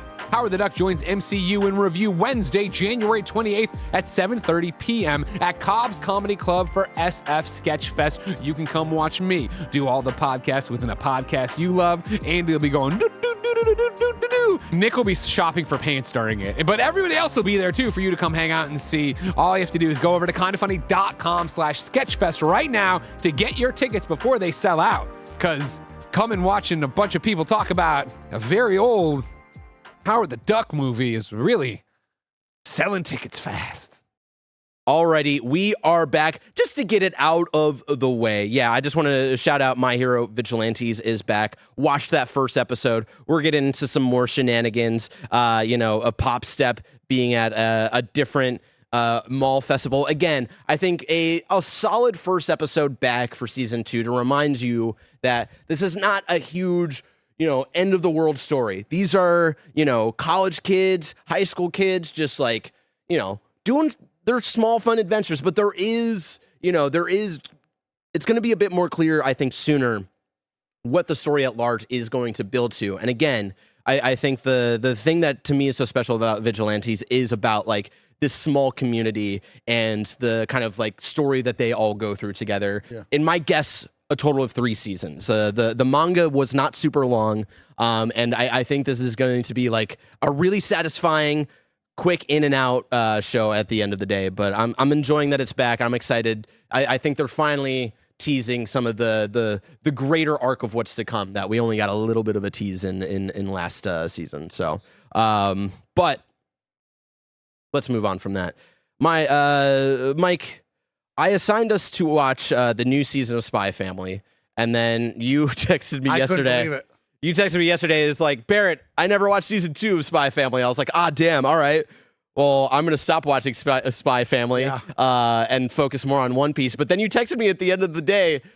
I was tearing it up. You texted me a story beat about season 3 that I knew about. Yeah. And I was like, oh, man, this Mike watched the entirety of season 2 and is in most of season 3 of Spy Family. Mikey, how are you feeling about Spy Family? Seasons 2 and 3, I guess. I needed it. I needed Spy Family. Yeah. Spy Family is that perfect comfort food anime that I can put on and do stuff in the background. I don't have to be glued to it. I feel comfortable around Yor and goddamn White Lightning or whatever the hell his name is, Midnight. Like Twilight? Twilight. Yeah. I was thinking of nicknames for you and I. What would our nickname? White Lightning is yours? White Lightning. And so like there's just something comforting about this where it's like it's just goofy, it's fun. It's Anya and Bond the dog, and like we're going on little mini adventures. And yeah, I don't know where I got lost in this with season 2, because when you said, hey, we're gonna watch the new season, I was like, oh, okay, season 2, cool. I go back, oh no, there's a 3rd season, it's already done. I'm like, okay, you're really lost on this. And I go in, I maybe watched 3 or 4 episodes of season 2, so that got me on the path of like, all right, let's rewatch this. Let's turn it on. So I watched all the way through season 2, and that was like awesome, right? Like, because a good chunk of season 2 is Yor going on the boat. She is protecting some sort of presidential family and their baby. Right. So her goal is like, I'm super. God, that was so long ago. And on the flip side, like Anya somehow finds out she wins the boat ride that she wasn't supposed to win. And then everybody's on the boat. So she's trying to hide her being super bodyguard. She's trying to keep dad in like a fitting room changing clothes. Oh, right. She like has him like shop and stuff. Oh, and my God. Like, Daddy, you would enjoy these moments if you shopped and stuff. And he's like, he's trying to be good to her because he doesn't want her to be upset and blow his cover. It's like, the family dynamic of this group is always so much fun. And Anya's the glue, really. She's the glue in the best most chaotic way possible. Most chaotic way possible. It's the best. Because she's always doing something messed up and something fun. And so you go through the whole boat and it's a blast. And then they wrap up and like season 2 ends, but then we go into season 3. And I wasn't quite ready for it, but that opening scene and it focusing on all the kids, I was like, okay, like, I do love the school adventures. Yeah. Take me back. And that's what I miss. I remember vaguely of season 2. Season 2 is still great, but I was like, the more we get of like the espionage stuff, very fun, especially when Anya is included, because she is a ball of chaos who is a 4-year-old child trying to navigate all of these things. And that's the fun of that. But I was missing a bit more of the slice of life, kids going on the adventures. Yeah. There's one great episode in season 2 where it's just about the boys. And they're like going camping or something like that, and it's just about like the 3, like it's like the one main son and his 2 friends, and there was like a really like heartfelt episode. I was like, I want more of this. I think there's also the season finale of season 2, which I confuse with season 3 because once you start watching them all, they just kind of blur. They all just blend together. But there's a fun moment of Bond and Twilight, the father, and he's like, "Oh, let me take you on a walk, Anya. Why don't you come?" And she's trying to learn how to do origami. And so he goes with just Bond. He's like, perfect. Like, this is a good training day, Bond. And like, little does he know, Bond can like see the future, right? Yep. So like, Bond and him are training. Then they go on a walk, and like, Bond sees that this old man's gonna get run over, so he bites him on the jacket. And like, he's getting himself in trouble. Twilight's getting all mad at him. He's like, "What are you doing?" And like, the dog is like, "I can see the future. I'm trying to protect people." And then it ends with like, the 2 of them going to a burning building. Bond knows there's a puppy up there, so he runs up there, and like Twilight has to follow. And then he understands of like, oh, I have to understand. I have to follow you. Like you know what's going on. You've been trained for this. And so I really did like that at the end. It's like that's that slice of life moment that you wanted, right? And so it's so wild watching season 2 and then going into season 3. It's like you forget how many characters there are. Yeah. There's the family, but then there's the brother who's obsessed with the sister, who doesn't like Twilight, the new husband, because he just wants to spend time with his sister all the time. Then there's the husband, Twilight's co-worker, who is also the woman who's like obsessed with him and wants to be the wife of the family, but she's mad that Anya is, or whatever, and so she wants to do that. It's like, and they're all crazy, and it's so funny, man. It's so great, and there's so much fun. But then she does the super training, so she's stronger now. And then her final arc of the training, she stares at the tennis racket when she got beat down. Oh, really? Okay, yeah. So I'm only 2 episodes into season 3 because we watched them. We've been on a huge One Piece kick lately, and I'll tell y'all about that at the end of the show here. But I only got 2 episodes in, so I started the flashback arc for Twilight's origin and seeing him as a kid and how heartbreaking that episode is of like him almost going back to their little hideout. Yes. But then like because he stops to like get something or get a helmet, the place where they usually meet up at gets blown up. And you're like, oh, Jesus. Yeah. It's like, it's so funny because you're like, watch season 3. And I think the last thing you said was like, watch a couple episodes because they're like, set up something. And I was like, that's my goal. I'll watch like 3 or 4, see where it goes. And like right off the bat, it's like, oh, we're getting his backstory. Yeah. And it's tragic and awful of like, they really start to tell you about like the war, right? Of like, it's East versus West, whatever it's set up to be. And like, the father is out there. He's clearly part of the war, but like the son just wants to spend time with him, but dad's like not home, right? He never wants to lie to his dad, and he just wants a gun to play with the kids. Yeah, because he's poor and he doesn't. Because he like lies about what he wants like money for. I want to buy a school book, and like the father's like, "Good, we'll read it together when I come back." And like he feels bad about lying to him. And that's such a like kid thing, you know. And then immediately he buys the guns. He shows up to his friends. Captain, corporal, lieutenant, or whatever they're calling each other. And of course, right then and there, he feels so bad that he spent the money that he shouldn't have, that he runs home, and that's when the bombs start. And it's like, oh, this is a crazy backstory. And like you got a tease of it in the first episode of like him, or like the very first episode of like him being this kid who grew up through war and he just doesn't want war anymore, and like him fighting to like have, peace between these two lands and to prevent a crying child from like experiencing this, right? And so to like actually see the moment to moment of what he's gone through, even though we've only watched the first episode of that arc, I know there's more to his backstory. Really heartbreaking and really incredible, and like such a different, like we got a lot of yours backstory, I feel like last season a little bit, right, of like how she came up raising her brother, being a terrible cook, all this stuff, but like to finally get a bit more of diving into Twilight, I think is really cool. I wasn't quite ready for that because I definitely wanted the kids, right? And so that was definitely a gut punch, but I think they did a great job with that, and it's been fun of like what's happening, right? Of like that's his bad dream, or like he passed out, but his spy agency's like, don't call him. Give him the day off. He passed out or something. And it's like you always giggle. But then after that, I watched 7 episodes of the 10 or whatever it may be. I'm on 46 out of 50 or 47 now out of 50. Okay. And you quickly go to the school. And I'm like, yes, we get some kiddo action. We're going to have some fun. And like the best is Anya's riding high off of getting that star. Yeah. Right? She's topping the class. She's superstar. What's the negative one?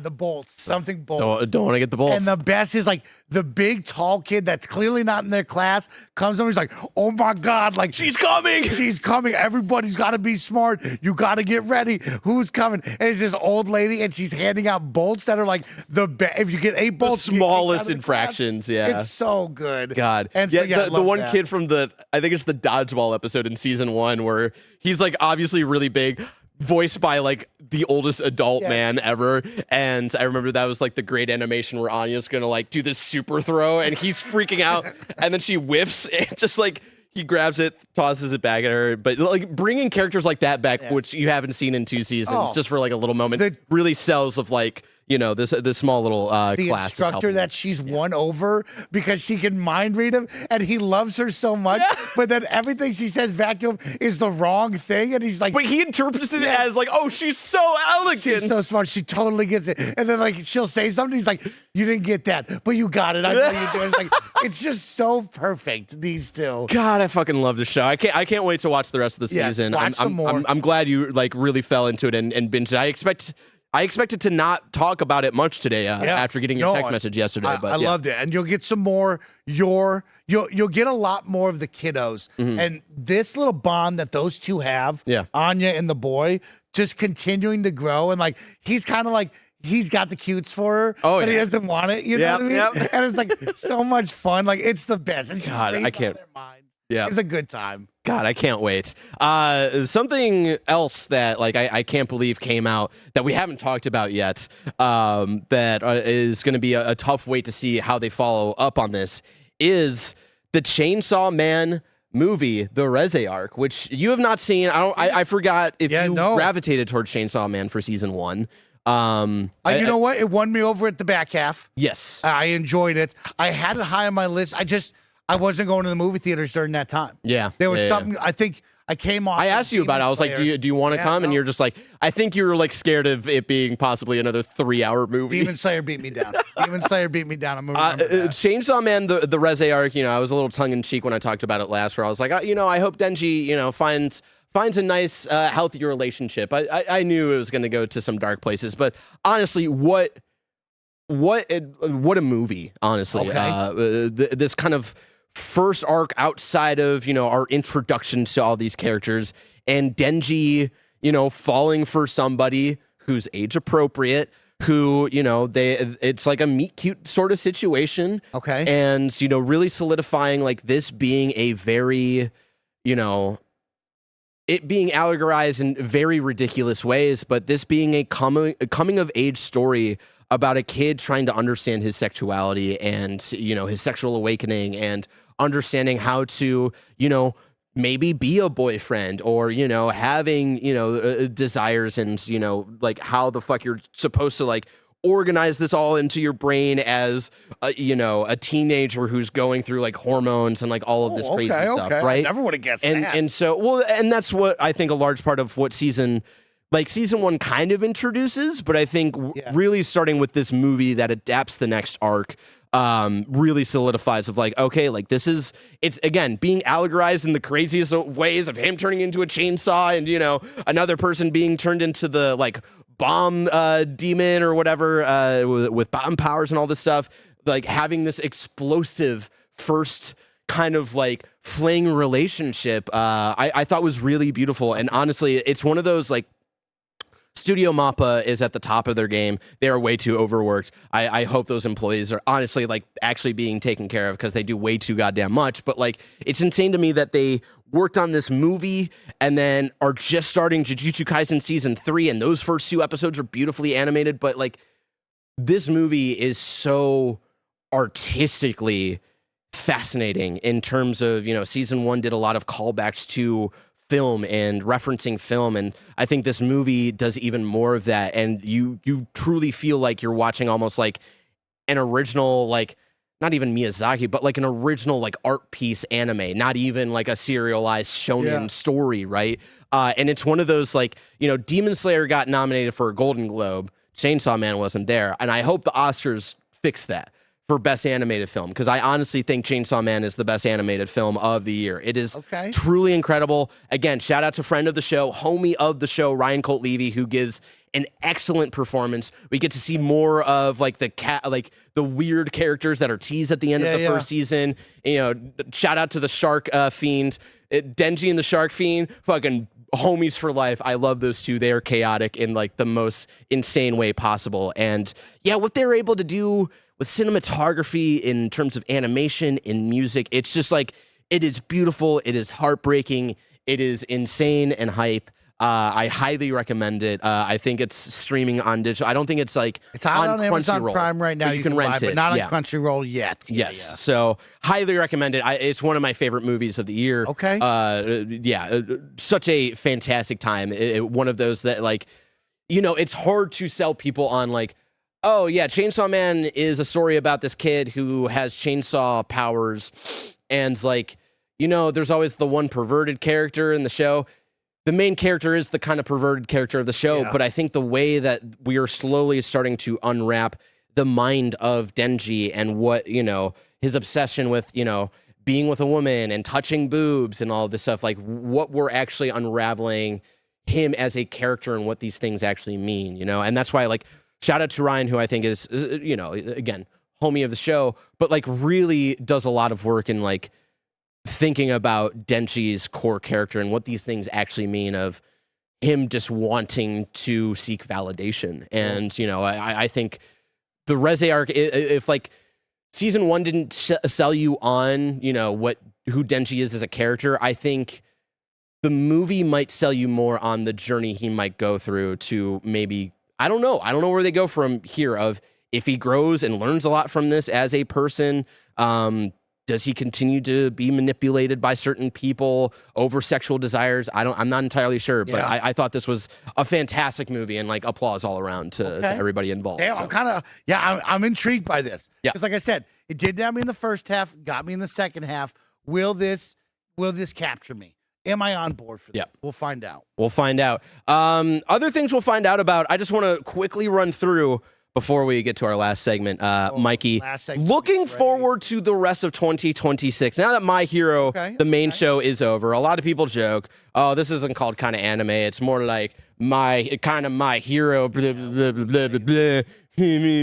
Well, guess what? My Hero's over, so yeah, but there's still a lot of anime to talk about and be big fans of. Like the spinoff show, My Hero Academia Vigilantes, just started season 2. Only one episode out at the time of recording. I guess at the time of recording, the second episode has come out. So starting the beginning parts of season 2. But I think even if like you're kind of whatever on My Hero, I would still recommend Vigilantes. I think it gives a different flavor in that universe, tells a much smaller story about a few core characters, and that I think is honestly really special. And again, my guesstimate is going to be only 3 seasons for this story of what they have to adapt.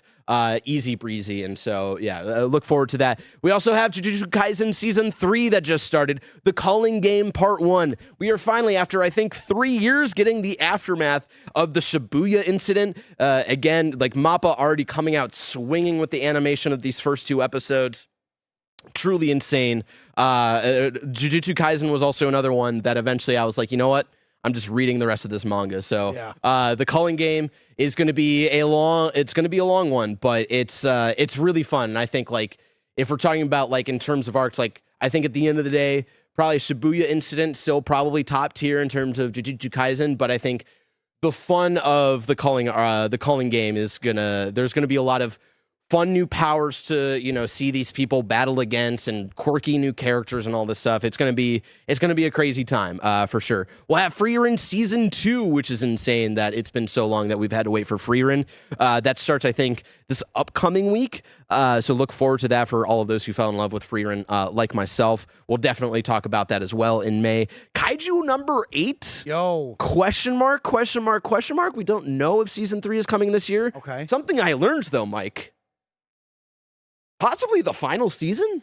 Something I did not realize. Kaiju number 8, the manga, kind of short and ended. So it's like only 150 issues. Apparently for the teaser of the next season, they're like final arc.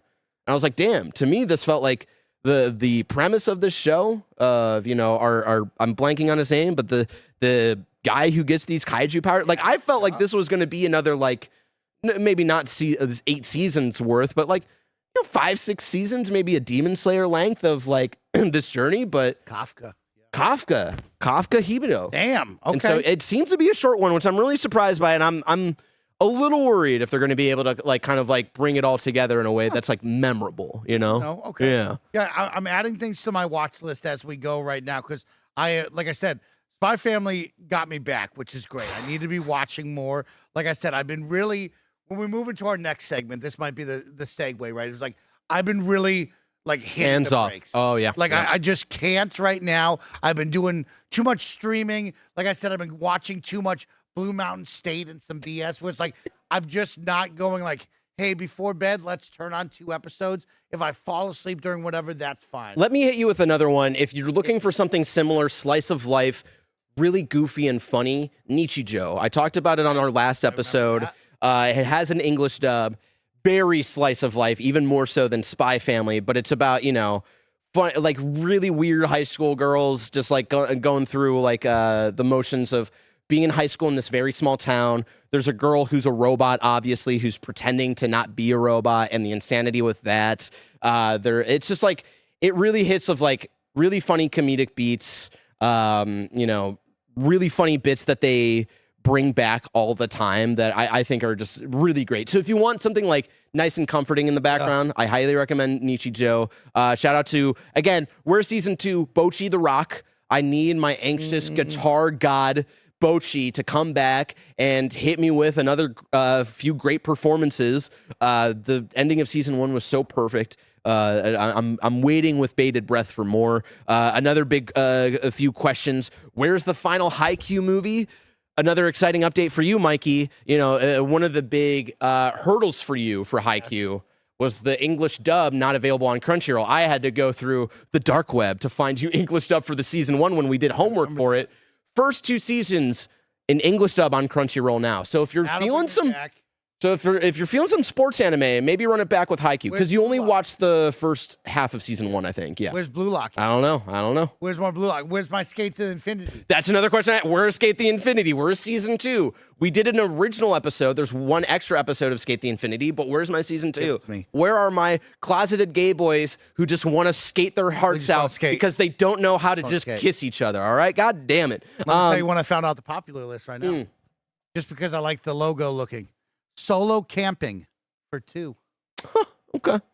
Keep that in your back pocket. Yep. Other questions. Demon Slayer movie 2. I don't expect that this year. I expect that probably next year. I think that'll be every other year for this final trilogy of movies. So don't expect the new Demon Slayer movie. But then Dandadan season 3. When are we getting back to the crew? Especially after this big, I forget if you watched season 2, right, where they're fighting this big Godzilla robot, and then it opens up at the end, and it's an alien girl who kisses our main boy, and everybody freaks out. So good. What a cliffhanger. I hope that comes sooner rather than later, but my gut says probably 2027 for that. But with that, we have a lot of things to look forward to for 2026. We will be back with more kind of anime in May for the final episode of My Hero Academia to talk about JJK Season 3, to talk about Frieren Season 2, and so much more. But to wrap up this episode of Kinda Anime, Mikey, where is the One Piece? What we're going to do is actually start off with a live reaction of the two of us watching the trailer for One Piece Season 2, the Netflix adaptation. Let's kick it over to that. All right, everybody. This is our live reaction to the One Piece Season 2 Netflix trailer. Kevin, roll the clip. The world's going to get a lot bigger, man. They were merely a rumor. Oh, God, the wax guy. Number 3.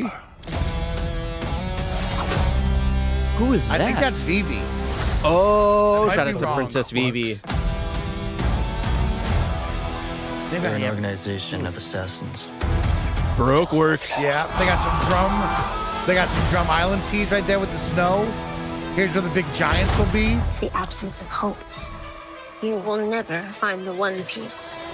Shout out to the giants on that Water Eric 7. Eric and something, yeah. Together. Who used to be a part of the Fighting Giants crew. There's nothing we can't take on. So you're captain of the Straw Hat Pirates. Look at it! It's where they climb the mountain to go to the Grand Line. Oh, damn. That's where Laboon is. You might They think gotta you're do unstoppable, Laboon, right? But your friends aren't made of rubber. Nah. There's the big bird that little thing is flying on, bro. You've got to be.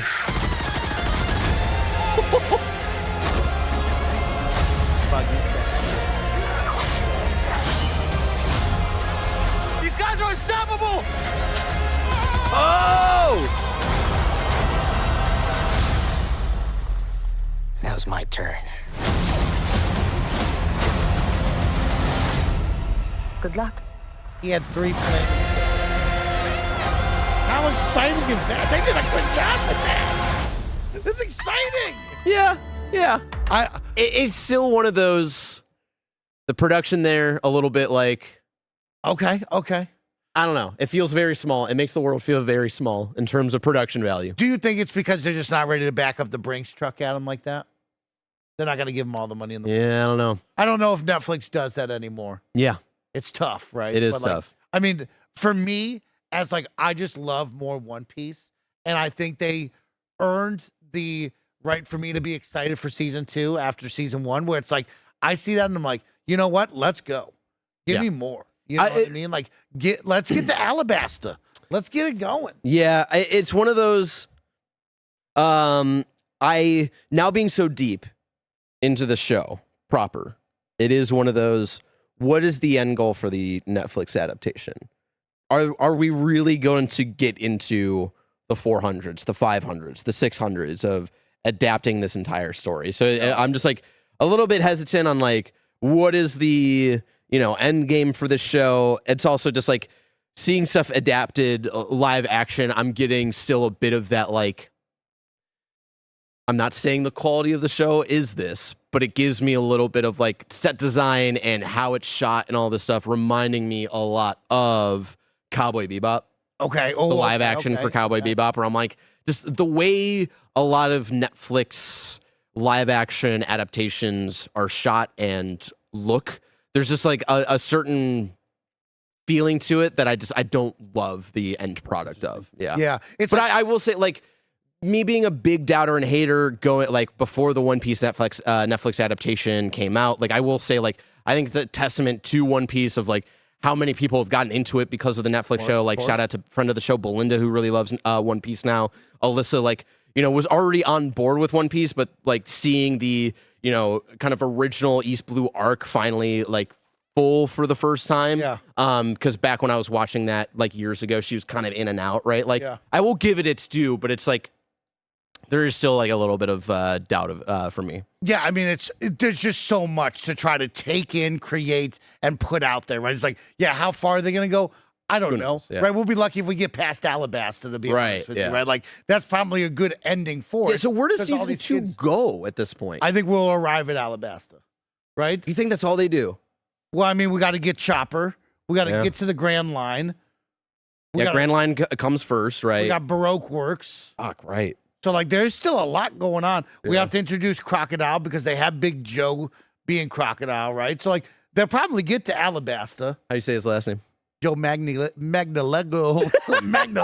I forgot that he was Crocodile. He's That's Crocodile, insane. dude. I love Crocodile. I mean, in a perfect world, where does this end? I don't know. Maybe we make it the Skypea, right? Like that. Maybe, That's a big hope, you know? Yeah. But like, these kids are going to grow up. They're going to grow out of it. But like, it is bringing on a new audience. There is the new One Piece anime coming soon. That is the readapting. Yeah. Like, that's what you're hoping to get towards. It's like, hey, there's even more. But I don't know. Seeing Nico Robin makes me smile. Yeah. Seeing the boat climb up the Seeing mountain. Nico Robin in the OG outfit. Like, I forgot about the white cowboy outfit. Like, goddamn, yeah. And so it's like, I mean, the wax guy, that's cute. Yeah. You know what I mean? Like, that was fun. All of Baroque's works will be cool. I'm all in for it. I don't know. It's like we've gotten so many CW shows in my lifetime, from the Arrowverse to Riverdale and stuff. Yeah, it's just like, this feels like it just production-wise and money-wise fits into that category. Yeah, exactly. Like, if yeah, CW that's can fine. carry the Arrowverse for 30 seasons, let's just keep making One Piece. I don't care. That's fair. That's fair. I just have such an attachment to like the anime feel and look and all that I stuff. can't wait for us to see Blue Beetle as Ace. Yeah, the brother. That's going to be crazy. Yeah. Like, to see him on stage with them and like have that set up will be cool. Dude, I think like the whole thing around that, right, too, is like those actors are like really good friends in real life as really well. close So friends, that's right. That's cute. And so, I mean, I wanted to make you smile with that one. It's crazy that it literally came out 9 hours before we recorded this. So we Right. kind of had to do it. Yeah, we had to do it. You came to me, you were like, we got to watch it. I was like, do we have to? And And, then I was like, you know what? Fine. We'll do fun it. one for you. The Zorro live action actor that we just saw on screen was participating in a One Piece TCG competition with like 300 plus people. The one that you were trying to get And into, right? placed 8th. He Oh, took wow. 8th place. Oh, So shout good out for to him. that guy. Good for He him. really likes it, you know? All right. Well, that was our reaction to the One Piece Season 2 Netflix adaptation. But, Mikey, where is the One Piece? All right. That was very exciting. We have That was very exciting. I can't wait. For production, I haven't watched the trailer yet, but I assume very exciting. We haven't watched it. We're going. I know where we're going in season 2, so it'll be interesting to see how certain things are adapted. That's why I was like, Barrett, please, can we watch this? Yes. Because now you know. Yes. And like, because I will say, not to spoil too much of my update here for Where's the One Piece, but Alyssa got into the Netflix adaptation because she was kind of in and out of One Piece in the beginning parts. Yeah. So like watching the Netflix adaptation got her kind of like filling in the gaps of certain people's introductions and like all this stuff. So shout out to that, but also fuck the Netflix adaptation because it ruined a certain character reveal for me that happened so early in this Netflix adaptation, but didn't happen until 250 episodes into the show itself. And that was Monkey D. Garp? The reveal of Luffy's grandfather, I didn't get until 200 or so episodes into the show, and they revealed in episode 6 of the Netflix adaptation. And what's his grandfather doing? Oh, man. I was so annoyed, too, because I get to that reveal, and Alyssa was like, shh, don't listen, because she knew already. And so she was like, I don't know if Barrett knows this. And I hear it, and I'm like, wait, that's it. His grandfather's part of the Royal Navy?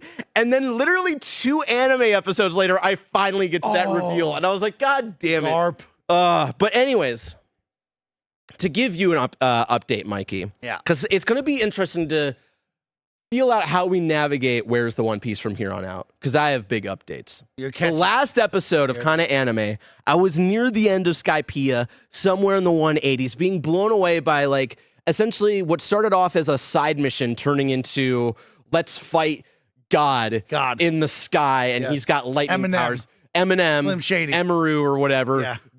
You know, a self-proclaimed God feels like an arc that would be the final arc of any other show ever, but is, you know, only a 10th of the way through this crazy? show. It's Insane. Since then, yeah, the Straw Hats have accidentally infiltrated a Marine base. That was the best when they crashed down from Skypiea into the Marine base. Hijinks, fun. They battled an annoying pirate who steals pirate crew members through carnival games. They traveled to Water 7, had to say goodbye to the Going Merry, recruit Big Bro Frankie, save Nico Robin from CP9 in Annie's lobby, declare war on the world government, meet grown-up Kobe and Luffy's grandfather, and now they travel to the New World where they meet Skeleton Man Brook and head to Thriller Bark, where one of the pirate warlords is stealing shadows to raise a zombie army. As the Straw Hats fight to get their shadows back, we learn that Brook was part of the pirate crew that Laboon the Whale has been waiting for 50 years. And all he wants to do is go back to his friend and tell him what happened. While the Straw Hats defeat Gecko Moria, another pirate warlord is also on the island who has just gotten the orders to take out the Straw Hats, so word does not get out that they have defeated 2 pirate warlords. I wrote this recap a couple of days ago. Since then, Zoro, my dude, steps up and takes the pain of Luffy to get Kuma. To get Kuma to leave the island. Absolutely nothing happens. What is it? Sanji comes up. He's like, Zoro, what happened? He says, nothing happened. Bleeding out of everywhere. They recuperate. They officially introduce Brook into the Straw Hat crew. They have a new member, and now they get more into the New World where they meet up a slave trafficking group. Oh, the archipelago, bro. Well, not quite yet. They find bounty hunters, and there's the lead bounty hunter is really mad at Blackleg Sanji. Who is this guy from Sanji's past? No, he's not from Sanji's past. He just happens to look like Sanji's really ugly wanted poster. And Sanji kicks him so hard, he makes him beautiful. And then we go to Sabado Archipelago, where we learn about, the slavery in this world, and we learn about the celestial dragons, and we learn about like all of this really fucked up things that the entire system of the world government is just letting happen. And the Straw Hats cannot look any further during an auction to try to buy back their friend Kami. this really weird, people. what is it, like almost like just like gross looking dude buys her for 500 million berries, and Luffy goes, fuck you, and punches him straight in the face. I leave off One Piece. Hold on, let me get to my main page here. That's not right. I don't think it's $3.99, but it's around there. It's hold on. Let's go to One Piece page. It is, let's see. I want to say episode. Oh man, Major Panic, Admiral. Yeah, I want to say episode 397, maybe 396 is where I leave off, because sometimes I get a little sleepy and I fall asleep and then let like 8 episodes play. So it's like that 396 to 397. Since our last episode of Kinda Anime, I have watched nearly, more than 200 episodes of One Piece. I am catching up to you, Mikey. Snowball. I mean, that's how it happens. Is you drop from Skypiea. Because now, like, Alyssa's invested. So she's watched the Netflix stuff, and now she's, like, kind of caught up, filling in the gaps, and oh, man, Mike. I mean, Bear, you've seen a lot, and there's a lot to talk about. I mean, because Water 7 is a big one. People love Water 7. Dude, like, CP9, fucking CP9, Iceberg. Fucking Iceberg has been goddamn betrayed by all of his homies. Oh, yeah. All of his homies. Wait, like, I was like, how are we going to do this where, like, okay, like, who's selling these people out? Like, they're not going to do a reveal that, like, is satisfying. Yep. And then it's boom, his entire close circle is like, oh, shit. Nami got the goddamn sundial over the weather beam from Skypiea, so now she's fighting that crazy lady out there. Like, everyone's got to fight in Water 7, and they all got to step up. That was good. You're fighting the crazy leopard guy? Oh. No, that guy's crazy with the bird, dude? Yeah. That guy's crazy. I like that feels like a million years ago. Oh my God. But then, but to not gloss over it, right? Yeah. Like finally learning about Nico Robin. All Miss Sunday, who's been around since Alabasta. Goddamn, with Crocodile. With Crocodile. And you know she's on some sort of mission, but not quite understanding what entirely it is. And then finally getting her full backstory and just being this like, being blamed by the world government for, a terrorist attack, essentially. She wants those poneglyphs. And then, like, learning of, like, the power that the world government has in terms of using, like, essentially, like, weapons of mass destruction within just people. And, like, the power that, like, this group has that is just, like, really just fucked up, and how they use it to manipulate people is really heartbreaking. And to see the years of Nico Robin surviving on her own, and at the end, man, when she just yells out, "I want to live," dude, like, I've been waiting for you to say it. That's right up there with Nami. Like burst out crying when she said that, man. Like that was just like such a cathartic, like, holy shit, this person who's just been surviving and not even knowing why they're surviving all these years. Strong. She's so badass. She's so independent. Dude. She doesn't need them. At first, when she comes on board, like, she's playing mind games with them of like, well, like, should we be trusting her? Like, is she really doing this? And then to have that moment where it's like, oh no, she's bought in. Yeah. She believes in Luffy. She believes in the crew. She believes in what they're going to do. Like, she's all in. That was awesome. So good. And then he and his squad. Big Bro. Oh, I love the little bros. I love Big Bro. The little sisters as well. And like the way he is just like, he legit earns the Big Bro title of like seeing the backstories of like how he brings in those two sisters and like, hey, you guys are a little messy. Like, let me like take care of you and like bring you in and all this stuff. And then yeah, like running on cola. He's like part cyborg who runs on cola, which is really ridiculous and funny. But then again, not to gloss over, in that same moment of Nico Robin saying, "I want to live," and it's insane to me watching this moment, people watching this moment and saying, "Nah, One Piece isn't political."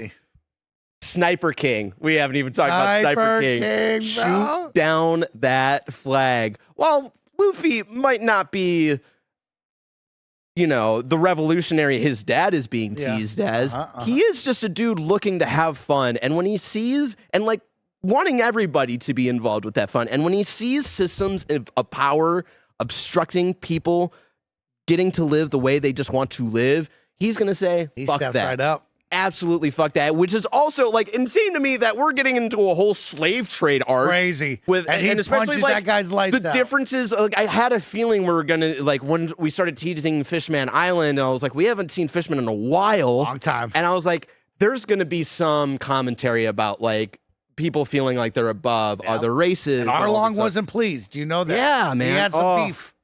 God, and getting Arlong's homie, who's like, we bring him back, Octopus and Man. that was such a like a great storytelling, like not device, but like a great way to sell that story of like, here's a dude who used to be a villain, and now he's like changed his ways. He's just trying to be like a cook, and like have his small group of friends, and then he is the one telling everybody, shut the fuck up. Like when they see the injustice and like, don't make this worse for everybody, and like.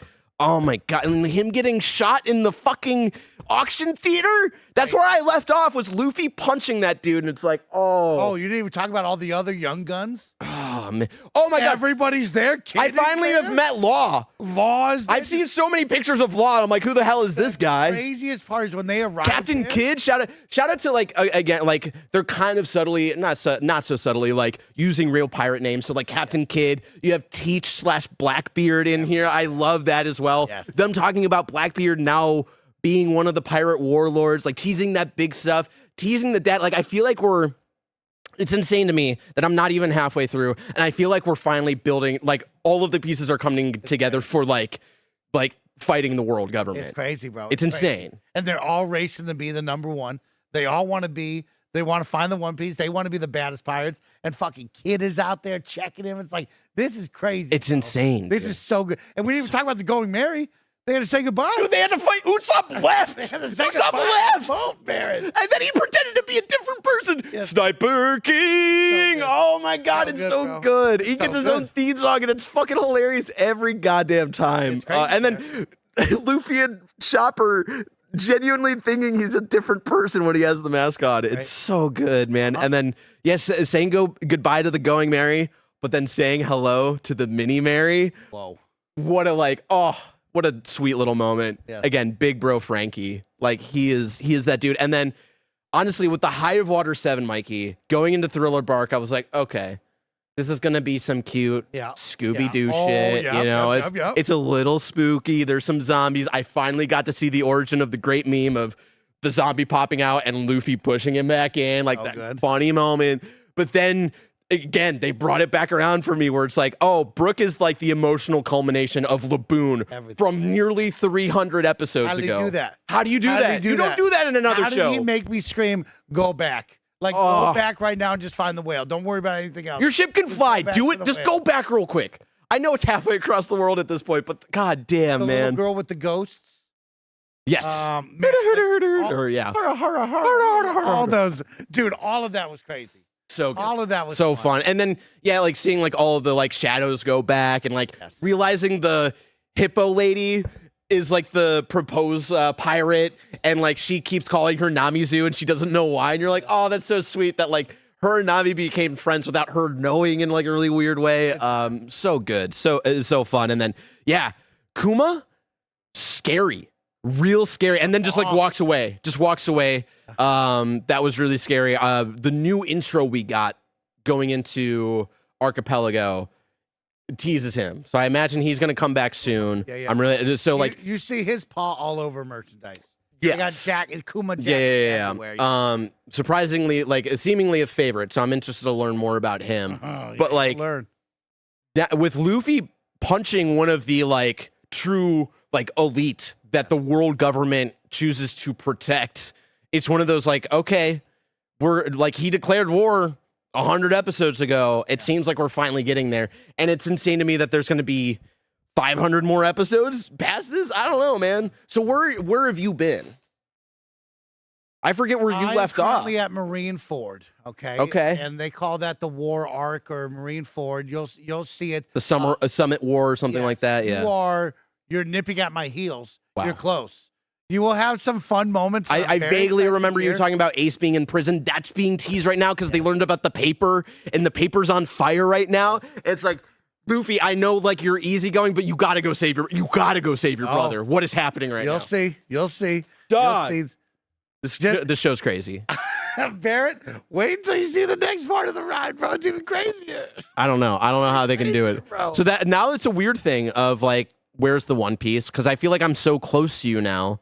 We're like, have you watched any since? I haven't watched any. Okay. I'm going to say it right here. The next time we check in, I will watch some. But I feel like I need to take a step back, reset. I'm going to rewatch Marineford where I'm at. Okay. I will not go back to the prison. I will go back to when we arrive at the big summit, and I'm going to rewatch that. Okay. Because everything, I've been kind of like slacking on it. I need to give it the love and respect it deserves. Okay. Because I know this is a big one. How big about, deal. is this too big of a promise that by the time we do next kind of anime in May, we have finished on Crunchyroll what it names Summit War? Is that too big of an ask, do you think? No, I think we do that. You think we do that? And I we mean, do a that's little going to bit? be big for you. Okay. But I'm there. Okay. I'm there.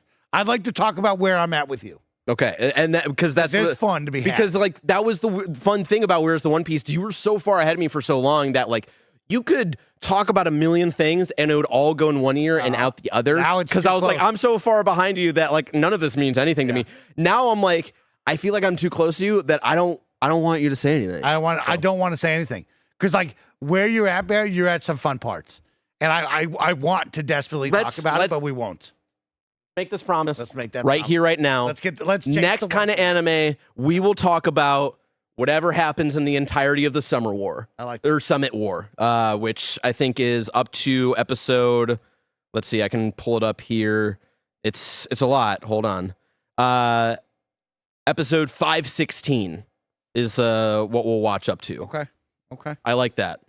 To find I'm to like taking a look really. where I'm at right now. Oh man, I like. I'm at 480, so that's easy. Oh yeah, that's easy if for that's you. even the correct number. Yeah, I'm last on my list. I'm at 480, but me and Kevin watch All it right, together. yeah, that's Oh yeah, 516. Yeah, we're in for that. That's a good 120 episodes for me. But the pace Alyssa and I have been going like. It has been, Alyssa loves K-pop, and whenever, I don't have a new show to watch on the TV, she's like, hey, can I put up on, like, some K-pop shows or something like that? Or whatever. I'm like, yeah, sure. You do your thing. I'll put up, I'll play a game on Switch or something like that. Yeah. It has not been that lately. She looks at me when she knows there's nothing new to watch. She's like, can we put on One Piece? So Alyssa's really the champion who's like, she's just, like, all in on all of this stuff. So she is fully fallen in love. So... Anyways, that's where we're at. I'm sorry, there's no update from Mike really, but to make up for that, we'll do a big One Piece talk for the next episode of Kinda Anime. That is our promise to you for episode 10 of Kinda Anime, because this was episode 9 of Kinda Anime. Thank you all so much for joining us for another fun conversation all about My Hero Academia, Spy Family, Chainsaw Man, One Piece, and so much more. Mikey, thank you so much for hanging out with me. Again, this was another one. I say it every episode where I come in, I'm like, this is going to be an easy hour. And of course, I look down there. It's too goddamn much to talk about. I'm sure we'll be back with another lengthy episode in May because there will be a lot to talk about then. I am looking for, possible guests because I don't think Jujutsu Kaisen is like a hugely your thing, Mikey. So I'm looking for. I haven't tried it. Maybe I'll try it. Maybe you'll try it. I'm looking for someone to like talk with season 3 about it and talking about all of that. Maybe a little bit of Freerin as well. Maybe I think Blessing was into Freerin, so maybe I grab Blessing. Maybe I yank him onto the show once again for all of that. And then there's so much. There'll be so much to talk about in May. It might feel like a lifetime, but I know you'll blink. And we'll be right back here with another episode of Kinda Anime. And until next time, it has been our pleasure to serve you.